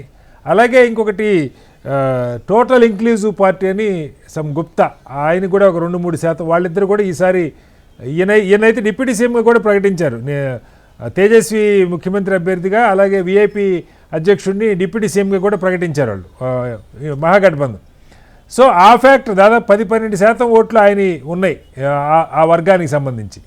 అది ఎలా ఉండే అవకాశం ఉంది? అంటే నేను ఈ మధ్యన 2 సర్వేలు చూశానండి. దాని ఒక ఇంట్రెస్టింగ్ సర్వే ఏంటంటే 51% మంది they prefer party over caste అంట. అదొక సర్వే చూసాను. దే సెడ్ ఓవరాల్ గా they look into the voting pattern, they prefer to think about a party than individual caste. చిన్న పార్టీలు వేరే క్యాస్ట్ ఉన్నా, వాళ్ళ మెజారిటీ వాళ్ళ గ్రూప్ చాలా పెద్దగా ఉన్నా కూడా ప్రిఫర్ పార్టీ అని ఇచ్చారు. అది క్వైట్ ఇంట్రెస్టింగ్ సర్వే. ఇంకోటి ఏంటంటే నితీష్ పర్ఫార్మెన్స్. ఇప్పుడు మనకి తేజస్వి యాదవ్ ముఖ్యమంత్రి ఉంటే బాగుంటారని ఒక సర్వేలో మెజారిటీ పీపుల్ సపోర్టెడ్ జరిగారు తేజస్వి యాదవ్ కి. But overall state administration performance కి చూస్తే వాళ్ళు 57% మంది నితీష్ 2005 నుంచి 2025 వరకు ఏదైతే గవర్నెన్స్ ఉంది చాలా పాజిటివ్ గా చేశారు, చాలా బాగుంది అని ఇచ్చారు సర్వేలో. So that very conflicting, very interesting surveys. అంటే ఆయన బాగుందన్నప్పుడు మరి ఆయన ముఖ్యమంత్రిగా ప్రిఫర్ చేయాలి కదా, అదే చాలా కన్ఫ్లిక్టింగ్. ఇంకోటి ఏంటంటే 16% మంది లల్లు రాబ్రీ ఎరా బాగుంది అన్నప్ప, ఓన్లీ 16% మంది. కాబట్టి this kind of very interesting సర్వేలు చాలా చూసాం మనం. కన్ఫ్లిక్టింగ్ సర్వేస్ ఉన్నాయి దీంట్లో. మళ్ళీ ultimately where it will lead అని తెలియదు, కానీ నితీష్ అడ్మినిస్ట్రేషన్ కి నడుస్తున్నారు. And they don't like Rabri and Lalu. But at the same time young CM ఎవరు ఉండాలి అంటే మళ్ళీ తేజస్వి యాదవ్ అంటారు. కాబట్టి I think finally voters same decide చేశారు. బట్ వన్ సర్వేలో మాత్రం క్లియర్ గా చెప్పారు, they prefer to vote for a party than particular caste. ఎట్లా ఓకే ఓకే రైట్. క్యాస్ట్ చెప్పండి సార్, చెప్పండి, go ahead Gaurishankar garu. Party will overtake the caste దీంట్లో. That was one of the surveys. Ultimately voting pattern లో వచ్చినప్పుడు they prefer to go for a party. ఆ పార్టీలో భూమి గారు ఉన్నారా, మీరు చెప్పింది జరిగితే అద్భుతం సార్. దేశంలో ఈ కులాల కోటలు బద్దలు కట్టుకొని రాజకీయం ఉండాలి మనలాంటి వాళ్ళకి కోరుకుంటాం కానీ సర్వే వెరీ ఇంట్రెస్టింగ్ అనిపించింది నాకు ఇది. ఓకే, ఒకసారి రామరాజు గారు, మీరు ఎలాగో ఎంఎస్ఎంఈ కూడా రన్ చేస్తారు, మైక్రో స్మాల్ ఇండస్ట్రీస్. ఇక్కడ ఉద్యోగాలది కూడా ఒక పెద్ద చర్చ నడిచింది సార్. ఈయన తేజస్వి ఇంటికి ఒక ఉద్యోగం, ప్రభుత్వ ఉద్యోగం అన్నాడు. ఆయన చెప్పుకుంటుంది ఏంటంటే ఎలా సాధ్యం 2.5 కోట్ల ఉద్యోగాలంటే, ఆయన ఉన్న దాదాపు సంవత్సరం డిప్యూటీ సీఎంగా ఉన్న పీరియడ్లోనే 15 లక్షల ఉద్యోగాలు నేను క్రియేట్ చేయగలిగానని చెప్తా ఉన్నాడు. అట్లాగే ఇప్పుడు ఈ అంగన్వాడీ టైపు ఇలాంటి చాలా ఉన్న వాటిని రెగ్యులరైజ్ చేసే వాటితో పాటు కొత్త అవకాశాలు కూడా క్రియేట్ చేస్తామని అలాగే దానికి పోటీగా ఎన్డీఏ కూడా ఆగలా. కనీసం అది నమ్మదగ్గ సమాచారం కాదు అనుకోకుండా వీళ్ళు 1 కోటి ఉద్యోగాలు ప్రకటించారు. దీని ఫ్యాక్టర్ ఎంత ఉంటుంది? యువతలో నిజంగా నమ్ముతారా? అది ఎవరు గెలిచినా చేస్తారా లేదా పక్కకు పెడితే, ముందు 1 కోటి ఉద్యోగాలు 2 కోట్ల ప్రభుత్వ ఉద్యోగాలు అనేది యువత నమ్ముతారా? ఎలా అర్థం చేసుకోవాలి? అంటే యువత నమ్ముతారా లేదా అనేది వాళ్ళ విజ్ఞత మీద ఆధారపడి ఉంటుంది. ఓకే, కానీ ఇక్కడ ఏంటంటే ఈ అసంబద్ధమైన హామీలు ఇవ్వటం అనేది పర్టికులర్ గా అయితే దారుణమైన విషయం. ఈ ఎలక్షన్ లో దారుణం. ఇప్పుడు మోడీ గారు 2020 ఎలక్షన్ లో 1,62,000 కోట్లు ఎంతో ప్యాకేజ్ అనౌన్స్ చేశారు. మొన్న మళ్ళా ఏదో అనౌన్స్ చేసినప్పుడు వాటిలో ఎంత ఇచ్చారో చెప్పారా? తర్వాత నేను ఒక వెరైటీ కాకి లెక్కలు చూస్తుంటానండి. చాలా మంది మినిస్టర్లు కానీ ఎవరని చెప్పేది, ఆ రాష్ట్రానికి మేము సహాయం చేసామంటారు. ఆ సహాయం వాళ్ళు ఇవ్వాల్సిందే 41% ట్యాక్సుల్లోంచి రాజ్యాంగబద్ధంగా రావాల్సింది ఇచ్చి, అది కూడా కలిపేసి ఆల్రెడీ ఉన్న సెంట్రల్ స్కీములు కూడా కలిపేసి కాకి లెక్కలు చెప్పి ఇన్ని లక్షల కోట్లు తెలంగాణకి ఇచ్చాము, ఇన్ని లక్షలు, ఎక్కడ ఎలక్షన్ జరుగుతుంటే అక్కడ చెప్పేస్తారు. ఇప్పుడు కనీసం బాధ్యతాయుతంగా ప్రవర్తించడం నేర్చుకోవాలి రాజకీయ నాయకులు. అలాగే ఇందాక గఫూర్ గారు చెప్పినట్టు నిజంగా యువత తర్వాత ఓటింగ్ పర్సంటేజ్ పెరిగిన జనము ఒకవైపు గనక గాలి తోలితే, అంటే తేజస్విని గెలిపించాలి అనే ఆ గాలి గనక తోలితే ఈ మిగిలిన చిన్న చిన్న ఫ్యాక్టరీస్ ఏ పనిచేయవాడు నిజంగా తోలితే అంత ఎఫెక్ట్ ఉంటే చాలా చోట్ల మీరు అబ్జర్వ్ చేస్తారు. ఈ ఎంఐఎం ఫ్యాక్టరీ, ఇంకొక ఆశ్వాన్ ఫ్యాక్టరీలు ఈ గాలికి నిలవు. నిజంగా అంత మొగ్గు ఉంటే ఇవన్నీ రేపు రిజల్ట్ రోజు చూడాలి తప్పితే మనం ఈ ఎగ్జిట్ పోల్స్ కూడా ఒకప్పుడు కొంచెం నమ్మకంగా అనిపించాయి. ఒక 2-3% తేడాతోటి ఆ సీట్లు కూడా వచ్చాయి. ఎందుకు మొన్న జర్నలిజం పార్లమెంట్ ఎలక్షన్ అప్పుడే దాదాపు అన్ని సర్వేలు బొక్కపడ్డాయి కదా సార్, మనం చూసాం కదా. 340 ఎన్డీఏకి 400 అంటాడు, 380 అంటాడు. అది కూడా ఒక ఈ రాజకీయ నాయకుల్లాగా తయారయ్యారు వాళ్ళు కూడా. తర్వాత ఇవన్నీ నాకు తెలిసి దాంట్లో నాకు వచ్చిన నష్టమే లేదు. వాళ్ళు కూడా పెయిడ్ ఆర్టిస్ట్ లాగా తయారవుతున్నారేమో అనిపిస్తుంది. తెలంగాణలో అయితే ఆ విమర్శ నడుస్తోంది 4 రోజుల నుంచి. డెఫినెట్ గా అది కూడా అది పెద్ద విషయమైన కాదు. ఇప్పుడు ఓటర్లను కొని స్టేజ్ ఉన్నప్పుడు వాళ్ళని కొనలేరు. ఇది ఉంటుంది కానీ కొన్ని క్రెడిబుల్ ఎగ్జిట్ పోల్స్ చేసే సంస్థలు అయితే లాస్ట్ టైము అంచనాలు తప్పినని వాళ్ళు చాలా మదనప్పుడు నేషనల్ లెవెల్లో సార్ నేను చెప్పేది. ఉదాహరణకి ఇండియా టుడే వాళ్ళు చేస్తారు, ఆయన లోక్నీతి. నేను అందరి సంగతి చెప్పట్లేదండి. ఒకటేంటంటే ప్రీ పోల్ సర్వేలు ఇవన్నీ కావాలని చేయించి కూడా ఉన్నాయిలేండి. జనాల్లో ఒక ఫీల్ రావడం కోసం, ఒక వేవ్ క్రియేట్ చేయడం కోసం చేయటం కూడా బాగా ఎక్కువ జరుగుతుంది. Okay, yes. ఒకసారి విఠల్ గారు, ఇక్కడ ఇందాక మనం చెప్పుకున్నాం ఎల్జేపీ ఎలా అయితే ఇప్పుడు ఎన్డీఏకి ఫెచ్చింగ్ అవుతుందో, లాస్ట్ టైం విడిగా పోటీ చేసి వికాస్ ఇన్సాన్ పార్టీ ఈసారి ఆయన చాలా ఫైర్ మీద, ఎట్టి పరిస్థితుల్లో, ఎందుకంటే బీజేపీ నాకు ధోకా చేసిందని ఆయన పదే చెప్తున్నాడు. చాలా ఇన్ఫ్లుయెన్షియల్ పర్సన్ అని చెప్తారు ఆయన. ఇక్కడ ప్రభుత్వంలో ఈసారి ఇటు మహాగఠబంధన్లో దాదాపు 10% ఓట్లు ఉన్నాయి. ఆయన ఉప ముఖ్యమంత్రి అభ్యర్థి కూడా మహాగఠబంధన్ నుంచి ప్రకటించారు. అంటే ఈ కులాల ఫ్యాక్టర్ లేకపోతే మంచిదే, రాజకీయాల్లో ఉండకూడదని మనం కోరుకుందాం. కానీ దీంతో పాటుగా ఈ ఓట్ చోరీ యాత్ర కంటే ముందు Bharat Jodo Yatra last time BJP తగ్గటానికి అదొక పెద్ద కారణం. బీసీ ఈ అణగారిన దళిత్ ఆదివాసీ ఇది బలంగా రాహుల్ గాంధీ తీసుకున్నాడు, అది కొంత పని చేస్తుందని చెప్పి క్రమంగా పెరుగుతుంది అని చెప్పి ఒక ఇది. సరే, ఎన్నికల్లో పోల్ మేనేజ్మెంట్ అవి బీజేపీకి చేతనైనంతగా కాంగ్రెస్కి చేతకపోవచ్చు, కానీ ఓవరాల్గా ఆయన ఇన్ఫ్లుయెన్స్ పెరగటం కూడా మనం చూస్తాం జాతీయ స్థాయిలో. మీరు చెప్పిన కేంద్రంలో ఉన్న ప్రభుత్వానికే ఓటేయాలనుకుంటే బెంగాల్లో కానీ తమిళనాడులో కానీ, ఆ మాటకు వస్తే తెలంగాణలో కానీ చాలా రాష్ట్రాల్లో ప్రతిపక్ష పార్టీలు ఉన్న దగ్గర మరి ఓటర్లు ఆ రకంగా ఆలోచించట్లా. ఎలా అర్థం చేసుకోవాలి? సార్, ఇప్పుడు ఎన్డీఏకు మా గతంలో 300 సీట్లు వస్తాయని ఎక్స్పెక్ట్ చేసిన సందర్భంలో 2 రాష్ట్రాలు అత్యంత దారుణంగా మాకు నష్టం జరిగింది. ఒకటి యూపీ, మీకు తెలుసు కదా, యూపీలో 60-70 సీట్లు వస్తాయనుకుంటే 30 సీట్లు అక్కడ కోల్పోయింది. అట్ ద సేమ్ టైం మహారాష్ట్రలో ఉన్నటువంటి గఠబంధన్ ఎన్డీఏ ప్రభుత్వం యొక్క అక్కడ ఉన్నటువంటి పరిస్థితుల కారణంగా అక్కడ కూడా కొంత నష్టం జరిగింది. అంటే 50-60 సీట్లు మాకు అక్కడే నష్టం జరిగింది 2 రాష్ట్రాలు. తర్వాత జరిగిన ఎలక్షన్స్ లో మహారాష్ట్రలో మళ్ళీ ఎన్డీఏ గవర్నమెంట్ ఇప్పుడు ఇవాళ నెక్స్ట్ యూపీలో కూడా అక్కడ ఉన్నటువంటి అడ్మినిస్ట్రేషన్ లో మళ్ళీ ఎన్డీఏకి అవకాశం ఉన్నటువంటి వాతావరణం ఉంది. సరే, అంతర్గతంగా కొన్ని మా పార్టీలో జరిగిన కొన్ని అంతర్గత పరిణామాలు కావచ్చు, వాట్ ఎవర్ ద రీజన్స్, మాకు సీటు తర్వాత జరిగిన వరుస ఎలక్షన్స్ లో ఎన్డీఏ గెలుచుకుంటూ వస్తాం. ఇవాళ బీహార్ లో కూడా మళ్ళీ చెప్తున్నాను సార్, బీహార్ లో కూడా ఇప్పుడు మీరు చెప్పినటువంటి వికాస్ ఇన్సాన్ పార్టీ గతంలో ఎన్డీఏతో ఉన్నప్పుడు కూడా వివిధ కారణాలతోటి మాతో దూరం అయినప్పుడు కూడా బెస్ట్ కమ్యూనిటీ ఒక లార్జెస్ట్ కమ్యూనిటీ ఓట్ బ్యాంక్. అక్కడ బెస్ట్ కమ్యూనిటీకి ఎన్డీఏలో కూడా చాలా మంది కీలకంగా సీట్ షేరింగ్ లో వ్యక్తిగత పోయినప్పటికీ కూడా ఆ కమ్యూనిటీకి ఇవ్వాల్సిన రిప్రజెంటేషన్ ఎన్డీఏ గవర్నమెంట్ లో ఉంది. అక్కడ ఉన్నటువంటి ఎన్డీఏ దాంట్లో అంటే సీట్ షేరింగ్ ఎమ్మెల్యేల సీట్, కాబట్టి అది పెద్ద నష్టం జరగకపోవచ్చు అని మేము అనుకుంటున్నాం.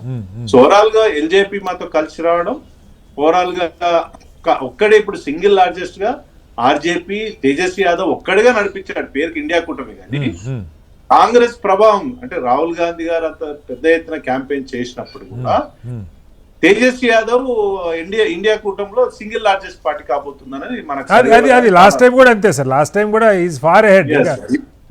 ఇప్పుడు ఈసారి తను కాంగ్రెస్ పార్టీ బహుశా 60 సీట్లలో ఎక్కడ పోటీ చేస్తాను. 60 సీట్లలో ఎంత ప్రభావం చూపిస్తానని చూడాలి. ఇప్పుడు కాంగ్రెస్ పార్టీకి నష్టం జరిగితే కూడా తేజస్వి యాదవ్ నష్టం అంతే కదా.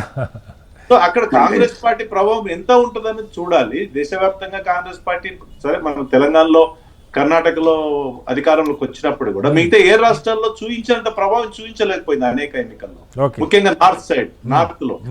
అది బీహార్ లో కూడా అంత పకడ్బందీగా 60 సీట్లలో ఒక 40-50 సీట్లు గెలుచుకుంటుందని ఎక్స్పెక్ట్ చేయాలి.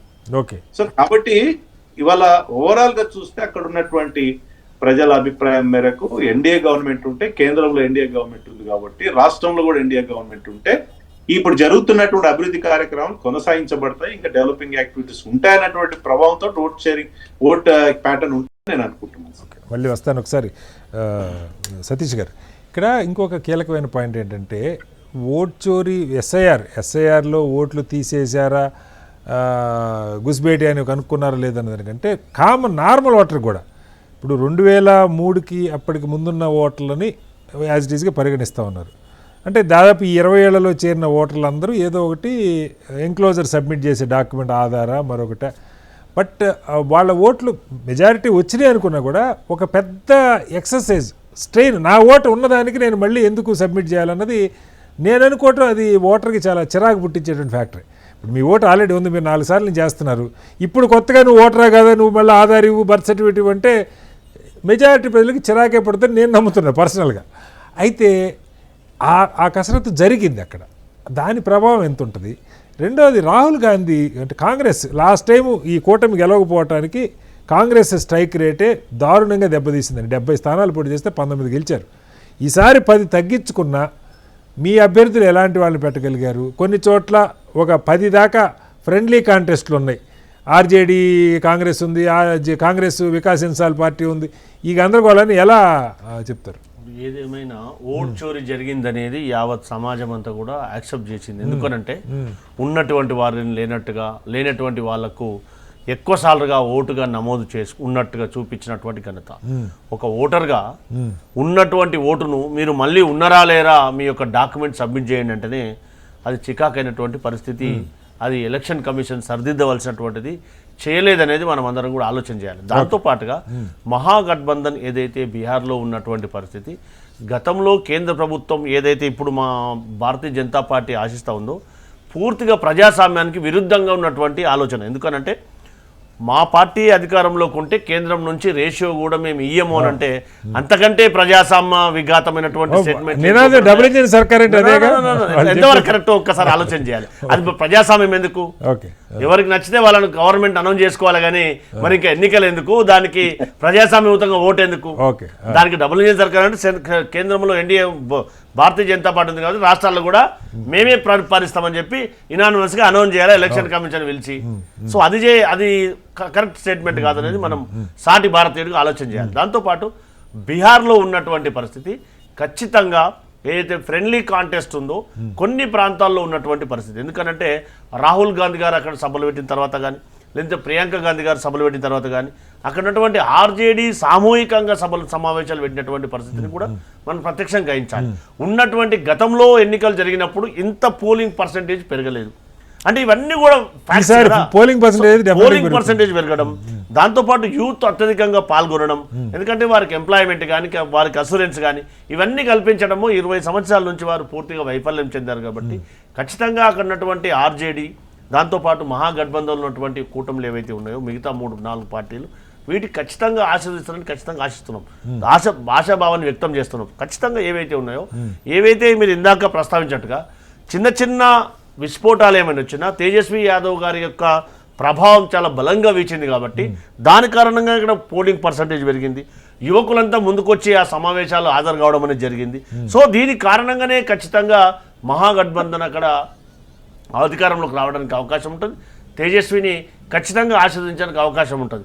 లేదా ప్రజాస్వామ్యం అవసరం లేదనేది ఏదైతే భారతీయ జనతా పార్టీ ఆలోచన చేస్తుందో అది ప్రజాస్వామ్యానికి పూర్తిగా విరుద్ధం అనేది కూడా మనం అందరం కూడా ఆలోచన చేయాలి.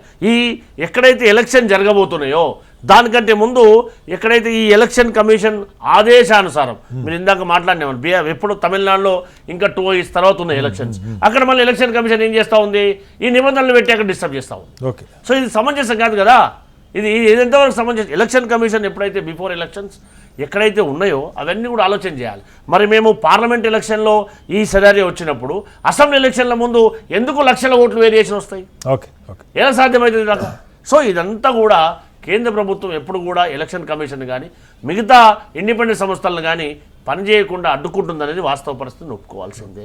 అది సమంజసం కాదని మనం కామన్ మ్యాన్గా మనం అందరం కూడా ఆలోచన చేయవలసినటువంటి పరిస్థితి. రైట్. ఒకసారి గౌరీశంకర్ గారు ఇక్కడ 2 అంశాలు ఎస్ఐఆర్కి సంబంధించి అంటే మీకేమనిపిస్తుంది? ఇప్పుడు గౌరీశంకర్ గారు 10 సార్ల నుంచి ఓటేస్తూ ఉన్నారు. ఇవాళ సడన్గా అంటే అది ఎస్ఐఆర్ రైటా రాంగా దొంగ ఓట్లు తీసేయాల్సిందే, అసలు మదర్ రోల్ తయారు చేయాలని ఫైట్ చేసిన వాళ్ళు మనమంతా. అది ఓటర్ లిస్ట్ 10 ఏళ్ళకి ఒకసారన్నా సెన్సస్ లాగా ఇల్లు తిరిగి నిజంగా ఓటర్లు ఐడెంటిఫై చేయటం. ఈసారి ఎస్ఐఆర్కి సంబంధించి 2-3 ఓనర్స్ ఆఫ్ ప్రూఫ్ అన్నది ఓటర్ మీదే పెట్టారన్నది ఒక విమర్శ. నేను ఈ దేశ పౌరుణ్ణి అని నిరూపించుకునే బాధ్యత వాళ్ళ మీద పెట్టారు. వాళ్ళ బర్త్ సర్టిఫికేట్తో పాటు తల్లిదండ్రుల బర్త్ సర్టిఫికేట్లు కూడా సబ్మిట్ చేయమన్నారు కొంతమందిని. అయితే ఇలాంటి గందరగోళాలు ఇంత చేస్తే కొండంద వెలుకని పెట్టినట్టు ఇదిగో విదేశస్తులు బంగ్లాదేశ్, నేపాల్, మయన్మార్ వాళ్ళు ఇంతమంది ఉన్నారని ఏమీ ప్రకటన చేయాల. కానీ ఈ 7 కోట్ల మంది ఓటర్లకి ఒక పెద్ద తలనొప్పి అయితే జరిగింది. వాడు ఎక్కడున్నా వచ్చి వాడి అప్లికేషను దాంతోపాటు మళ్ళీ ఒక ఆధారో లేకపోతే బర్త్ సర్టిఫికెటో పానో ఏదో ఒకటి సబ్మిట్ చేయాల్సిన పరిస్థితి. ఇది ఏ మేరకు చికాకు పుట్టిస్తుంది ఓటర్లకి? న్యాచురల్గా ఎక్కడెక్కడో 2 కోట్ల మంది బయట ఉన్నారంటున్నావు. వాళ్ళ తల్లిదండ్రులు ఊర్లో ఎవరుంటే వాళ్ళు నీ ఓటు తీసేస్తారంట, నువ్వు కావాలంటే రమ్మని అనే పరిస్థితి. అలాగే దీని మీద చర్చ ఏం జరిగిందంటే అసలు నిజంగా విదేశస్తులు అక్రమ చొరబాటుదారులు ఉంటే 11 ఏళ్ళ నుంచి వీళ్ళు ఏం చేస్తున్నారు, లేదు 20 ఏళ్ళ నుంచి నితీష్ ఏం చేస్తున్నారు, చర్చ కూడా బాగానే నడిచింది. వీటి ప్రభావం ఏ మేరకు ఉండొచ్చు ఎలక్షన్ మీద? ప్రజలకు చికాకు ఉంటుంది కానీ but ultimately should think about one thing అంటే 1% ఓట్ అయితే 1 person 1 ఓట్ ఉండాలి. అవును. ఎందుకంటే ఇప్పుడు మనం చాలా చోట్ల మన తెలంగాణ చూస్తున్నాం, హైదరాబాద్ చూస్తాం, వేరే చోట్ల ఇక్కడ ఓటు ఉంటుంది, మన పక్క రాష్ట్రంలో ఓటు ఉంటుంది, ఇక్కడ ఓటు ఉంటుంది, ఇంకో పక్క రాష్ట్రంలో ఓటు ఉంటుంది. I think that should B that kind of illegal activity should be covered very strict. మనము కేసీఆర్ గారు ఇంటిగ్రేటెడ్ సర్వే చేశారు, ఎట్లా భయంకరంగా ఉండే. దుబాయ్ నుంచి బయట నుంచి అందరు రాత్రి పరిగెత్తి వచ్చాడు. ఎంత భయపెట్టించాడంటే కేసీఆర్ గారు, మీరు రేపు సర్వే చేయించుకోలేదు అనుకోండి, మీరు అసలు మీ ఆస్తులే పోయేటట్టు పోతారని ఆ భయంతో జనాలు వచ్చి కూర్చున్నారు. నేను అదే అంటున్నా సార్, అంత కసరత్తు చేసినప్పుడు దాని ఫలితం ఏం కనపడలేదు అనుకోండి. అంతనే, కానీ అది బయటికి రాలేదు. Because of the court case వెళ్ళి కోర్టు కొంతమంది క్వశ్చన్ చేశారు, అది బయట రాలేదు. ఉంది, మన వెబ్సైట్ లో ఉంది, మనకి centre for good governance website లో పెట్టేశారు వాళ్ళు.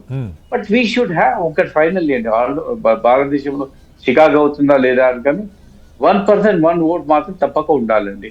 ఇంకోటి, ఇల్లీగల్ మైగ్రెంట్స్ ఎవరైనా ఉన్నారంటే డిఫరెంట్ గా వాళ్ళని ఏర్పాలండి. Illegal how can they comment అది ఎందుకు ప్రకటించలేదు కాదు సార్. ఇప్పుడు ఈ 70 లక్షల ఓట్లు తీశారు గౌరీశంకర్ గారు, సరే వాళ్ళని డిపోర్ట్ చేసే సంగతి పక్కే పెడదాం.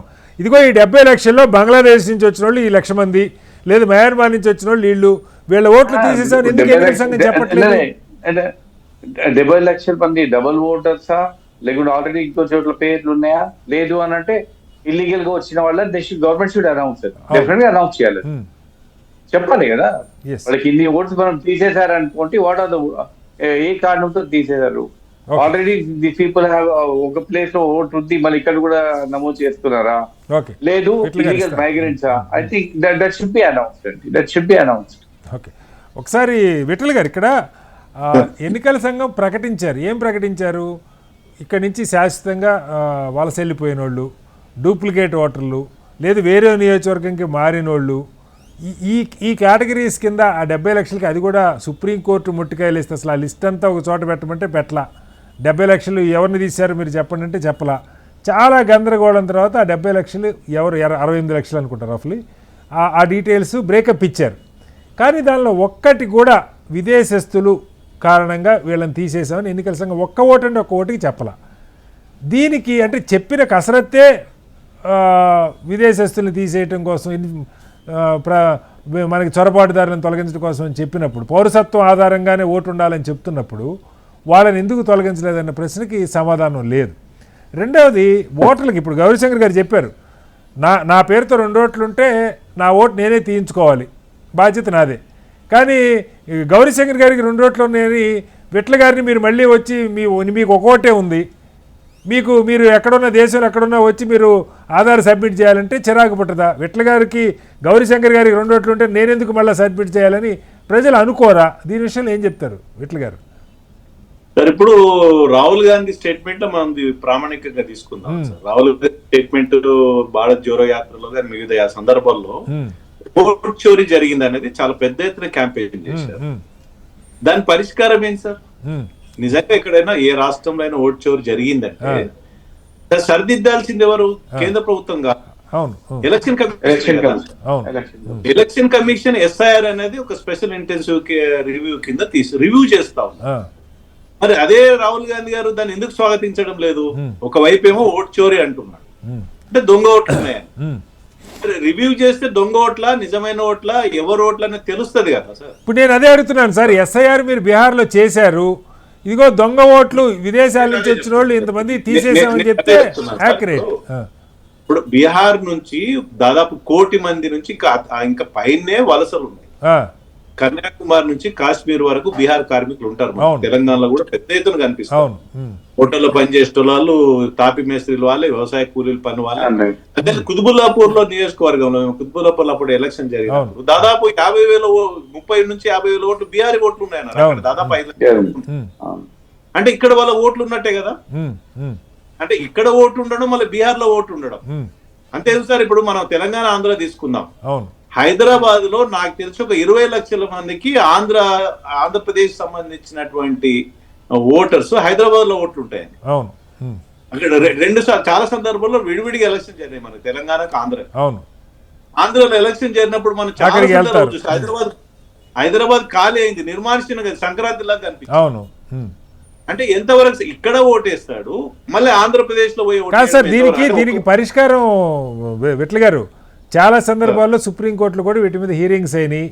ప్రభుత్వ Yeah. ఎన్నికల సంఘం ఏమో ఆధార్తో లింకప్ చేయాలని పెట్టుకున్నారు. ఫస్ట్ లాస్ట్ టైం ఎన్నికల సంఘం ఆధార్తో లింకప్ చేయాలని పెట్టారు. మొన్న ఎస్ఐఆర్కి అసలు ఆధార్ని కన్సిడర్ చేయమని పెట్టారు. ఇప్పుడు మీరు చెప్పిన దానిలో ఎస్ఐఆర్లో ఒక ఓటు బీహార్లో వాడికి హైదరాబాద్లో ఓటు ఉంటే బీహార్లో ఓటు తీసేయడానికి మీ దగ్గర ఏ మెకానిజం లేదు ఎన్నికల సంఘం దగ్గర. ఎందుకంటే ఆధార్తో లింక్ అయ్యి లేదు. ఏం చేస్తున్నారు, బీహార్లో వాడికి ఆస్తుంది అనుకోండి, 1 ఎకరం పొలం ఉంటే ఆ పొలం కాగితం చూపిస్తే వాడికి అక్కడ ఓటు ఉంటుంది. ఇక్కడ హైదరాబాద్లో నేను నార్మల్ రెసిడెంట్గా ఓటు తీసుకునే పరిస్థితి కూడా ఉంది. దాన్ని ఎస్ఐఆర్ ఏం పరిష్కారం కావట్లా. అదే సార్ నేను ఏమంటున్నంటే నిజంగా సుప్రీంకోర్టు ఆధార్ లింకేజ్ చేస్తే డెఫినెట్ గా చాలా రకాలుగా పరిష్కారం వస్తుంది. మరి ఏ కారణం చేతిలో సుప్రీంకోర్టు ఆధార్ కార్డ్ ని ఐడెంటిఫై ఆథరైజ్డ్ గా తీసుకోలేదు, లింకేజ్ చేయడానికి ఒప్పుకోలేదు. ఓకే, ఇవాళ మనకు ఇతర దేశాలకు మనకున్న తేడా ఏంటంటే సార్, ఇప్పుడు అమెరికాలో మన పిల్లలు పోతారు, గ్రీన్ కార్డ్ రానికి 10 ఏళ్ళు పడుతుంది, అవును, సిటిజన్షిప్ రానికి ఇంకో 10 ఏళ్ళు పడుతుంది. కానీ మనకున్న లిబరల్ యాక్ట్స్ ప్రకారము ఎవరైనా నేను బంగ్లాదేశ్ మయన్మార్ గురించి మాట్లాడుతూ ఇంకెవరైనా హైదరాబాద్ లో వచ్చి రాత్రి సిటిజన్షిప్ ఓటర్ ఐడి కావచ్చు, ఆధార్ కార్డు తీసుకోవచ్చు, రేషన్ కార్డు తీసుకోవచ్చు, సిటిజన్షిప్ కార్డు తీసుకోవచ్చు.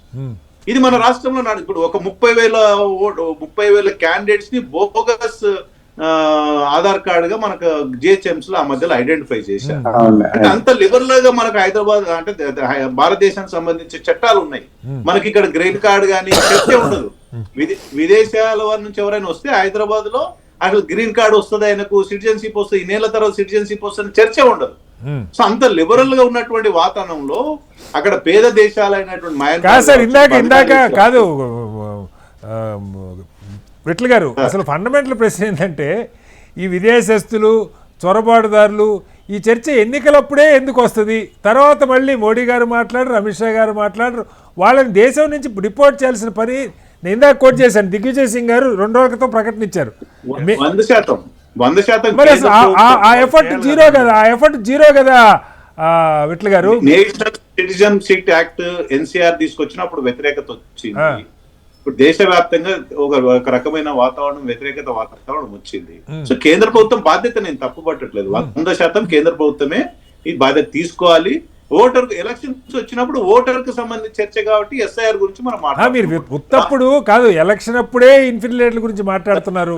సిటిజన్షిప్ వేరు, ఓటర్ వేరు కాదు సార్. నేను అడుగుతుంది అదే. దిగ్విజయ్ సింగ్ గారు 80,000 మందిని మేము డిపోర్ట్ చేసాం, విదేశస్తులు గుర్తించి అని చెప్తున్నారు.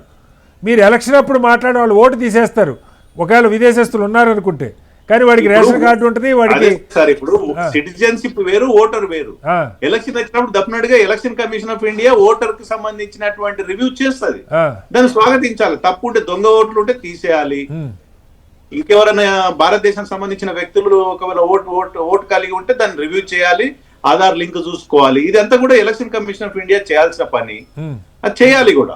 నేను అనేది అంటే విదేశస్తులు దేశంలో ఉంటే ఓటర్ లిస్ట్ లో తీసేస్తే సరిపోయిద్దా, వాళ్ళు బయటికి పంపించారా? ఫండమెంటల్ సిటిజన్షిప్ సంబంధించిన ఇష్యూ కదా సార్ అది. ఇప్పుడు చాలా సందర్భాల్లో దేశంలో కేంద్ర ప్రభుత్వం తెచ్చిన చట్టాలు అమలు కాలేకపోయినాయి. కారణాలు ఏంటంటే అక్కడ ఆయా ప్రాంతాల్లో వచ్చే వ్యతిరేకత కావచ్చు, ముఖ్యంగా కాంగ్రెస్ పార్టీ తీసుకున్నటువంటి చాలా సందర్భాలు క్యాంపెయిన్ కావచ్చు, పోరాటాలు కావచ్చు, అది ఇంకా పెండింగ్ లో ఉంది కదా sir. NCR national citizenship act అనేది ఎన్సీఆర్ అక్కర్లేదు సార్. ఇప్పుడు వేరే దేశం నుంచి వచ్చాడని మీకు సమాచారం ఉంటే డిపోర్ట్ చేయి. ఇప్పుడు కాంగ్రెస్ వాళ్ళు 68,000 మందిని పంపించామని చెప్తున్నారు. వాళ్ళు ఎన్సీఆర్ చేశారా? చేయకుండా కూడా పంపించగలిగారు కదా. ఇప్పుడు డెఫినెట్ గా బెంగాల్లో ఎస్ఐఆర్ నడుస్తా ఉంది, అస్సాంలో ఎస్ఐఆర్ నడుస్తుంది, తమిళనాడు కూడా జరుగుతా ఉంది. దేశవ్యాప్తంగా ఇది ఒక క్యాంపెయిన్ ఉంది కాబట్టి డెఫినెట్ గా ఎవరు సిటిజన్షిప్, ఎవరు నాన్ సిటిజన్షిప్, ఎవరు ఓటర్ కాదనేది ఫండమెంటల్ గా ఫైనల్ గా ఒక ఐడెంటిటీ అయితే వస్తుంది కదా. రైట్. ఒకసారి గఫూర్ గారు, ఇక్కడ ఓటర్లకు సంబంధించిన అది కూడా అధికారికంగా ప్రకటించిన ఎన్నికల సంఘం మొన్న బీహార్ ఎస్ఐఆర్ అయిపోయిన తర్వాత కూడా ఇదిగో ఇంతమందిని విదేశస్తులైన కారణంగా తీసేసామని అయితే ఒక్క ఓటర్ని కూడా ప్రకటించలేదు. అది పక్క పెడితే అసలు ఈ గొడవ అంతా ఓట్ల సందర్భంగానైనా నిజంగా బంగ్లాదేశ్ నుంచి 1,00,000 మంది వచ్చి ఉంటే వాళ్ళు ఇక్కడ మన ఫుడ్, మన పనులు, మన ఉపాధి, మన అవకాశాలు, మన పథకాలు అన్నీ పొందుతూ మనకి నష్టం, వాళ్ళని బయటికి పంపించాలి. ఆ కసరత్తు ఏమైనా జరుగుతుందా దేశంలో? కటారి గారు, ఇవన్నీ కూడా ఎమోషన్స్ రెచ్చగొట్టడానికి స్లోగన్స్ గా వాడుకోవడం తప్ప అది ఆ సిన్సియర్ ప్రయత్నం లేదు. ఇప్పుడు బిఎస్ఎఫ్ ఇంత బలంగా పెట్టుకొని ఓకే ఇంత పెద్ద సంఖ్యలో ఎట్లా వస్తారు సార్?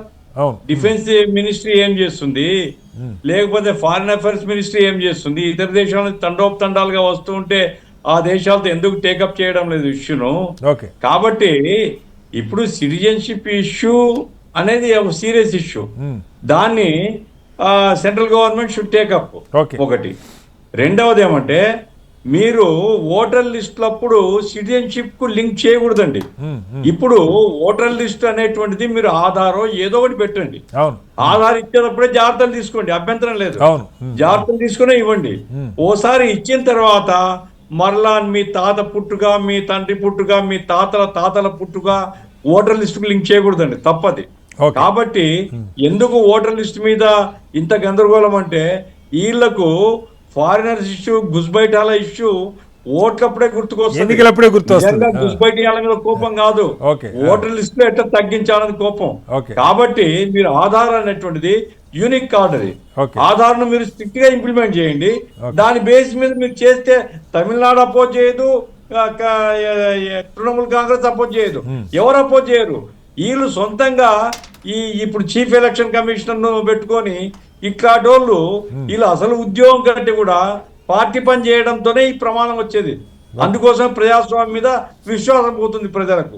ఏదో ఒక కార్డు మీరు పెట్టండి, ఆ కార్డును మీరు స్ట్రిక్ట్ గా ఇవ్వండి. ఇచ్చిన తర్వాత దాన్ని ఇంకా క్వశ్చన్ చేయొద్దు. ఆ రూపంలో చేయాలని నా అభిప్రాయం. రామరాజు గారు, మీరు కూడా దాదాపు ఒక 50 ఏళ్ళ నుంచి ఎన్నికలు చూస్తూ ఉన్నారు. నాకు గుర్తుండి మేము చిన్నప్పుడు మదర్ రోల్ అని తయారు చేసాం సార్. కటార్ గారు చెప్పండి. రెండవది, కంప్యూటర్ టెక్నాలజీ ఇంత పెరిగిన తర్వాత రెండు పేర్లు ఎట్లుంటాయండి? ప్రోగ్రామ్ ఇస్తే అదే తొలగిస్తుంది. అవును, అది ఎందుకు చేయరండి? ఏం డబ్బులు ద్వారా టెక్నాలజీ ఎంతో వచ్చింది కదా, దాన్ని వినియోగించుకుని ఆంధ్ర తెలంగాణలో ఎక్కడో చోటే.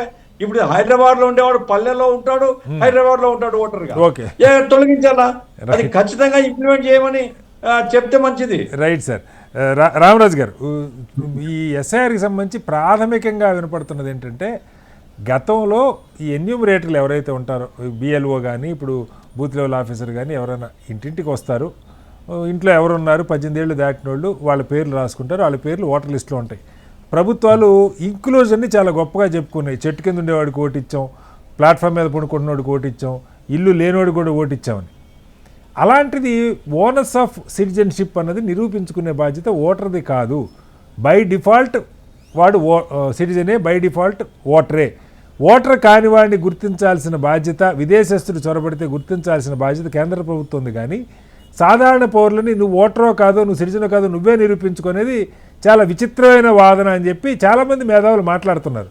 అలాంటి ఓటర్లో కాకుండా ఎన్నికలప్పుడేమో సిటిజన్షిప్ గురించి మాట్లాడతారు, ఎన్నికలు అయిపోయాక విదేశస్తులు ఎన్ని లక్షల మంది ఉన్నా దాని మీద చర్చ ఉండదు, వాళ్ళు బయటికి పంపించేది ఉండదు. ఏంటి గందరగోళం? ఇప్పుడు ఒకటండి, ఇప్పుడు మామూలుగా చట్టాలు ఉంటాయి కదా, తెలుసుగా. సిబిఐ కానీ మామూలు పోలీస్ కేసు కానీ కేసు పెడితే విచారణ సంస్థ రుజువు చేయాలి నేను తప్పు చేశానని. మీద కేసు పెడితే కొత్త చట్టం, ఈడీ చట్టం ఏం తీసుకొచ్చారు? వాళ్ళు ఒక బురద చాలుతారు, ఒక కేసు వేస్తారు నా మీద, నేను నిజాయితీ పరుడని నేను రుజువు చేసుకోవాలా. అవును, కొన్ని కేసు కొన్ని చట్టాలు అలా ఉన్నాయి. ఉపా ఇట్లా ఈడీ చట్టానికి మిగిలిన సిబిఐ అంత ఆ డిఫరెన్స్ ఉంది. ఓకే, అదే పద్ధతి వాడుతున్నారు ఇక్కడ. ఓకే, ఇప్పుడు మీరు మీ ఇంటికి వచ్చారు, 4 ఓటర్లు ఆల్రెడీ లిస్ట్ లో ఉన్నారు. అవును, ఉన్నారా లేరా, ఎవరన్నా వెళ్ళిపోయారా, మ్యారేజ్ అయ్యి అడగచ్చు, రాసుకోవచ్చు. చనిపోయారా ఎవరన్నా రాసుకోవచ్చు. అలాగే సేమ్ నేమ్ తోటి టెక్నాలజీ ఇంత వచ్చిన తర్వాత సేమ్ నేమ్ తో ఒక 10 పేర్లు వచ్చినాయి అనుకోండి సార్, ఆ 10 పేర్లు స్పెసిఫిక్ గా చెక్ చేయండి, వెరిఫై చేయొచ్చుగా, అంత ఈజీ కదా. వెరిఫై చేసి ఎక్కడ ఒక చోట నుంచి మిగిలిన చోట తీసేయండి, అంతే కదా. మీకు వ్యవస్థ నడపడం చేతగాక ఎన్ని చెత్త పనులు చేస్తున్నారండి. ఆధార్ కార్డు ఇచ్చారు, అప్పుడు అన్ని బోగస్, చాలా బోగస్ ఇచ్చారని చెప్తున్నారు. ఇప్పుడు ఈ 10-15 ఏళ్లలో ఆధార్ ఇచ్చి దాదాపు 15 ఏళ్ళు అయిందా? 20 ఏళ్ళు అయిపోయింది సార్ నాకు తెలిసి. ఇచ్చాక ఇప్పుడు ఇన్ని సంవత్సరాల్లో దాన్ని దాన్ని పటిష్టం చేయటానికంటే పక్కా అవును. చేయటానికి ఏం ఏమన్నా ఎప్పుడు ప్రయత్నాలు జరగల చేశారా? జరగల డూప్లికేట్ ఆధారాలు తీసే ప్రయత్నం ఏం జరగల నాకు తెలుసు. ప్రయత్నం చేయాలా? ఇదేంటిది? అదే అలాగే రేషన్ కార్డులు. రేషన్ కార్డులు పేదరికం శాతం ఏమో 15% అంటారు. 80% మందికి వైట్ రేషన్ కార్డులు ఉంటాయి, అవును, అవును. అవి తీసేయరు. ఓకే ఓకే ఇవన్నీ ఎలక్షన్లప్పుడు లేకపోతే వాళ్ళ ఓట్లు పోతాయి అనే నాటకాలు తప్పితే ఓకే. దీంట్లో ఏమీ లేదండి. ఓకే నిజంగా చిత్తశుద్ధి ఉంటే అధికారంలో ఉన్న వాళ్ళకి రైట్. పూర్తి 100% కరెక్ట్ చేయలేకపోయినా 90% దాకా కరెక్ట్ చేయొచ్చు. Okay right. అసలు ఆ ప్రయత్నం లేకుండా ఎలక్షన్లప్పుడు ఎవరినో రెచ్చగొట్టడానికో లేకపోతే ఏదో ఓట్లు రావటం కోసం ఈ గోల తప్పితే ఆ చిత్తశుద్ధి కనపడనే లేదండి. రైట్. ఆఖరిగా ఒక్క మాట గౌరీశంకర్ గారు, ఈ మహదేవ్పురా కానీ లేకపోతే అలంద్ కానీ నిన్న హర్యానాది కానీ రాహుల్ గాంధీ ఆ వివరాలు బయటపెట్టినప్పుడు మనుషుల్ని చూపించి ఆమె ఎవరో బ్రెజిల్ మోడలు, అలాగే ఒక ఇంట్లో 60 ఓట్లు, హర్యానా బీజేపీ నాయకుడి ఇంట్లో 80 ఓట్లు, ఒక మహిళకి 243 ఓట్లు, ఇన్ని వివరాలు ఫోటోలతో సహా పార్ట్ నెంబర్తో సహా సీరియల్ నెంబర్తో సహా బయట పెడుతున్నప్పుడు కొన్ని చోట్ల లాస్ట్ టైం అయితే ఆ మహదేవ్పురం అయితే మీడియా వెళ్ళి ఒక ఇంట్లో 400 ఓట్లు ఉంటే ఆ ఇంటి మీదకి వెళ్ళి అడిగారు. ఇంత జరుగుతుంటే ఒక సిస్టమేటిక్గా ఓట్లు చేర్పిస్తున్న ఇది కనపడుతుంది. ఎవరి బలం ఉన్న దగ్గర వాళ్ళు చేరుస్తున్నారు అనుకుందాం. దీన్ని ఎందుకని ఎన్నికల సంఘం మీరు అఫిడవిట్ సంతకం పెట్టి నాదే బాధ్యతని ఇవ్వండి అని అడుగుతున్నారు, కానీ ఇప్పుడు ఓటర్ లిస్టులో ఇన్ని తప్పులు ఉన్నప్పుడు ఎస్ఐఆర్ చేస్తేనే ఓటర్ లిస్టు సక్రమంగా ఉంటుంది, లేకపోతే తప్పులు తడకని ఎన్నికల సంఘం అంగీకరిస్తున్నట్టు అనుకోవాలా? ఎన్నికల సంఘం ఇవ్వని అఫిడవిట్ వ్యక్తులుగా అది అనురాగ్ ఠాకూర్ అయినా కావచ్చు, రాహుల్ గాంధీ అయినా కావచ్చు, ఎందుకు ఇవ్వాలి? ఇప్పుడు మనకు we have lots of technology అండి. ఇప్పుడు ఆ దగ్గర ఐరిస్ టెక్నాలజీ వచ్చింది, మన ఫింగర్ ప్రింట్స్ ఉన్నాయి, ఫేషియల్ రికగ్నిషన్ టెక్నాలజీ ఉంది. ఇప్పుడు మోడర్న్ టెక్నాలజీతో వాడుకొని చేసుకుంటే బాగుంటుంది. ఎందుకంటే ఇప్పుడు ఇంతకు ముందు చేశారు ఆధార్ కార్డు చేశారు కొన్ని, మళ్ళీ అది ఆధార్ కార్డు ఒరిజినల్ కార్డు మీద ఉంది పర్లేదు, వాళ్ళు డూప్లికేట్ అలాగే ఐడెంటిఫై కార్డ్ ప్రింట్ చేసుకొని అది చేస్తూ అది వేరే ఉంది. ఓకే, దానిపైన ఇమీడియట్ యాక్షన్ ఉండాలి. సెకండ్ థింగ్, మన వాళ్ళు యుఎస్ వెళ్తారు, యూకే వెళ్తారు, మనం ముందే అన్ని డాక్యుమెంట్స్ అన్ని వాళ్ళకి ఇస్తాం, వాళ్ళు ఇచ్చలేదా? మనం మన వాడు ఏది ఇచ్చేయమంటే ఏ డాక్యుమెంట్ ఇవన్నా ఇస్తారు. వాడు నిలబడితే బట్టలు ఇప్పి కూర్చోమంటే బట్టలు ఇప్పి కూర్చుంటాం. Are we not following that rule అండి, రూల్ ఆఫ్ లా. మళ్ళీ ఇక్కడ కాదు, మళ్ళీ యుఎస్ లో ల్యాండ్ అయినా కూడా వాడు 150 క్వశ్చన్స్ అడుగుతాడు, అన్ని ఆన్సర్ చేస్తున్నాం. ఇమిగ్రేషన్ డాక్యుమెంట్స్ అడుగుతాడు, మీ ప్రాపర్టీస్ ఉన్నాయి, ఎన్ని రోజులు ఉంటావు నాకు, ఎన్ని రోజులు ఖర్చు ఉంటాడు. When they are so strict, ఇప్పుడు యూరోప్ కానీ యుఎస్ లో కానీ యాంటీ ఇమిగ్రేషన్ మీద చాలా పెద్ద క్యాంపెయిన్ నడుస్తుంది. వాళ్ళు ఉన్న వాళ్ళకి మళ్ళీ డిపోర్ట్ చేయాలని. ఇప్పుడు మన దగ్గర హ్యూజ్ పాపులేటెడ్ కంట్రీ, ఒక్కొక్క స్టేట్ లో డూ ఈ టెక్నాలజీ వాడుకొని. అదే సార్, ఎందుకు చేయట్లేదు అంటున్నా నా ప్రశ్న. అస్సాంలో చేశారు, ఎందుకు జరగట్లేదు? అదే, ఎందుకంటే they have to do it అండి. ఇప్పుడు మనకి ఇల్లీగల్ ఇమిగ్రెంట్స్ ఎవరైనా వచ్చారా, వాళ్ళు తీసిపడేది ఇదంతా గవర్నమెంట్ ఆఫ్ ఇండియా చేయాల్సిన పని కదా. ఎలక్షన్ అంతేనే కదా. ఇప్పుడు మనకు ఎలక్షన్ కమిషన్ మనకు కార్డు ఇస్తుంది, లేదంటే మనకు ఆధార్ కార్డు ఉంది అనుకో, ఇప్పుడు ఆధార్ కార్డు చేసుకోవాలి. ఇంకా దాని టెక్నాలజీ ఇంప్రూవ్ చేసుకొని ఐరిస్ టెక్నాలజీ పెట్టుకోవచ్చు, ఫింగర్ ప్రింట్స్ ఉన్నాయి. వాళ్ళంటే బ్యాక్ వాళ్ళకి ఎక్కడి నుంచి వచ్చారు వాళ్ళు, సో ఇది ఏమైనా address no, you have lots of technology. మన మోస్ట్ పాపులేషన్ మన 100 కోట్లు ఉన్నట్టే అమెరికాలో 30 కోట్ల వాళ్ళు 35 కోట్లు ఉన్నారు వాళ్ళు. కానీ మన దాంట్లో ఒక్కొక్క స్టేట్ లో చేసుకోవచ్చు. ఎలిమినేట్ బోగస్ ఓటర్స్ కానీ లేదంటే ఇల్లీగల్ ఇమిగ్రెంట్స్ చేసుకోవచ్చు. We have LADS of technology now, వాడుకోవాలి టెక్నాలజీ. రైట్. ఆఖరిగా సతీష్ గారు, కొన్ని సర్వేలు మనం జూబ్లీస్కి లాస్ట్లో కంక్లూజన్లో జూబ్లీస్కి వద్దాం. కొన్ని సర్వేలు బీఆర్ఎస్ కూడా 51% ఓట్లు వస్తాయని కూడా ఎన్ఎఫ్జీ అని ఒక సర్వే, కొన్ని సర్వేలు చెప్తా ఉన్న పరిస్థితి ఏంటి? ఏమన్నా అనుమానం ఉందా? మాకు ఎట్లాంటి అనుమానం లేదు. 2 సంవత్సరాల మా పరిపాలన రెఫరెండంగా మేము మా ముఖ్యమంత్రి గారు మా మంత్రులందరూ కూడా చెప్పడం జరిగింది. దాంతోపాటు ఉన్నటువంటి 3 సంవత్సరాలు కూడా ఇంకా జూబ్లీస్ నియోజకవర్గంలో మౌలిక సదుపాయాల విషయంలో కానీ సంక్షేమ పథకాల విషయంలో కానీ ఇంకా ముందుకెళ్ళవలసినటువంటి అవసరం ఉంది. మేము ఇచ్చినటువంటి హామీలన్నీ కూడా నెరవేర్చవలసినటువంటి ఆవశ్యకత ఉంది. కాబట్టి ఖచ్చితంగా మా ప్రజాప్రభుత్వానికి, మా అభ్యర్థికి ఖచ్చితంగా దీవెనలు అందిస్తారని చెప్పి ప్రగాఢమైనటువంటి విశ్వాసంతో ఉన్నాం. రైట్. ఇది ఎగ్జిట్ పోల్ సంబంధించిన ప్రత్యేక చర్చ. నవంబర్ 14న మొత్తం కౌంటింగ్ సంబంధించి సుదీర్ఘమైనటువంటి చర్చను హెచ్ఎంటీవీ కండక్ట్ చేయబోతోంది. చర్చలో పాల్గొన్న విట్ల గారికి, అలాగే గౌరీ సతీష్ గారికి, దూదిమెట్ల బాలరాజు గారికి, రెహమాన్ గారికి, గౌరీశంకర్ గారికి, గఫూర్ గారికి, రామరాజు గారికి ప్రత్యేకంగా ధన్యవాదాలు. ఇవాళ బిగ్ డిబేట్. రేపు మరోజు మళ్ళీ కలుద్దాం.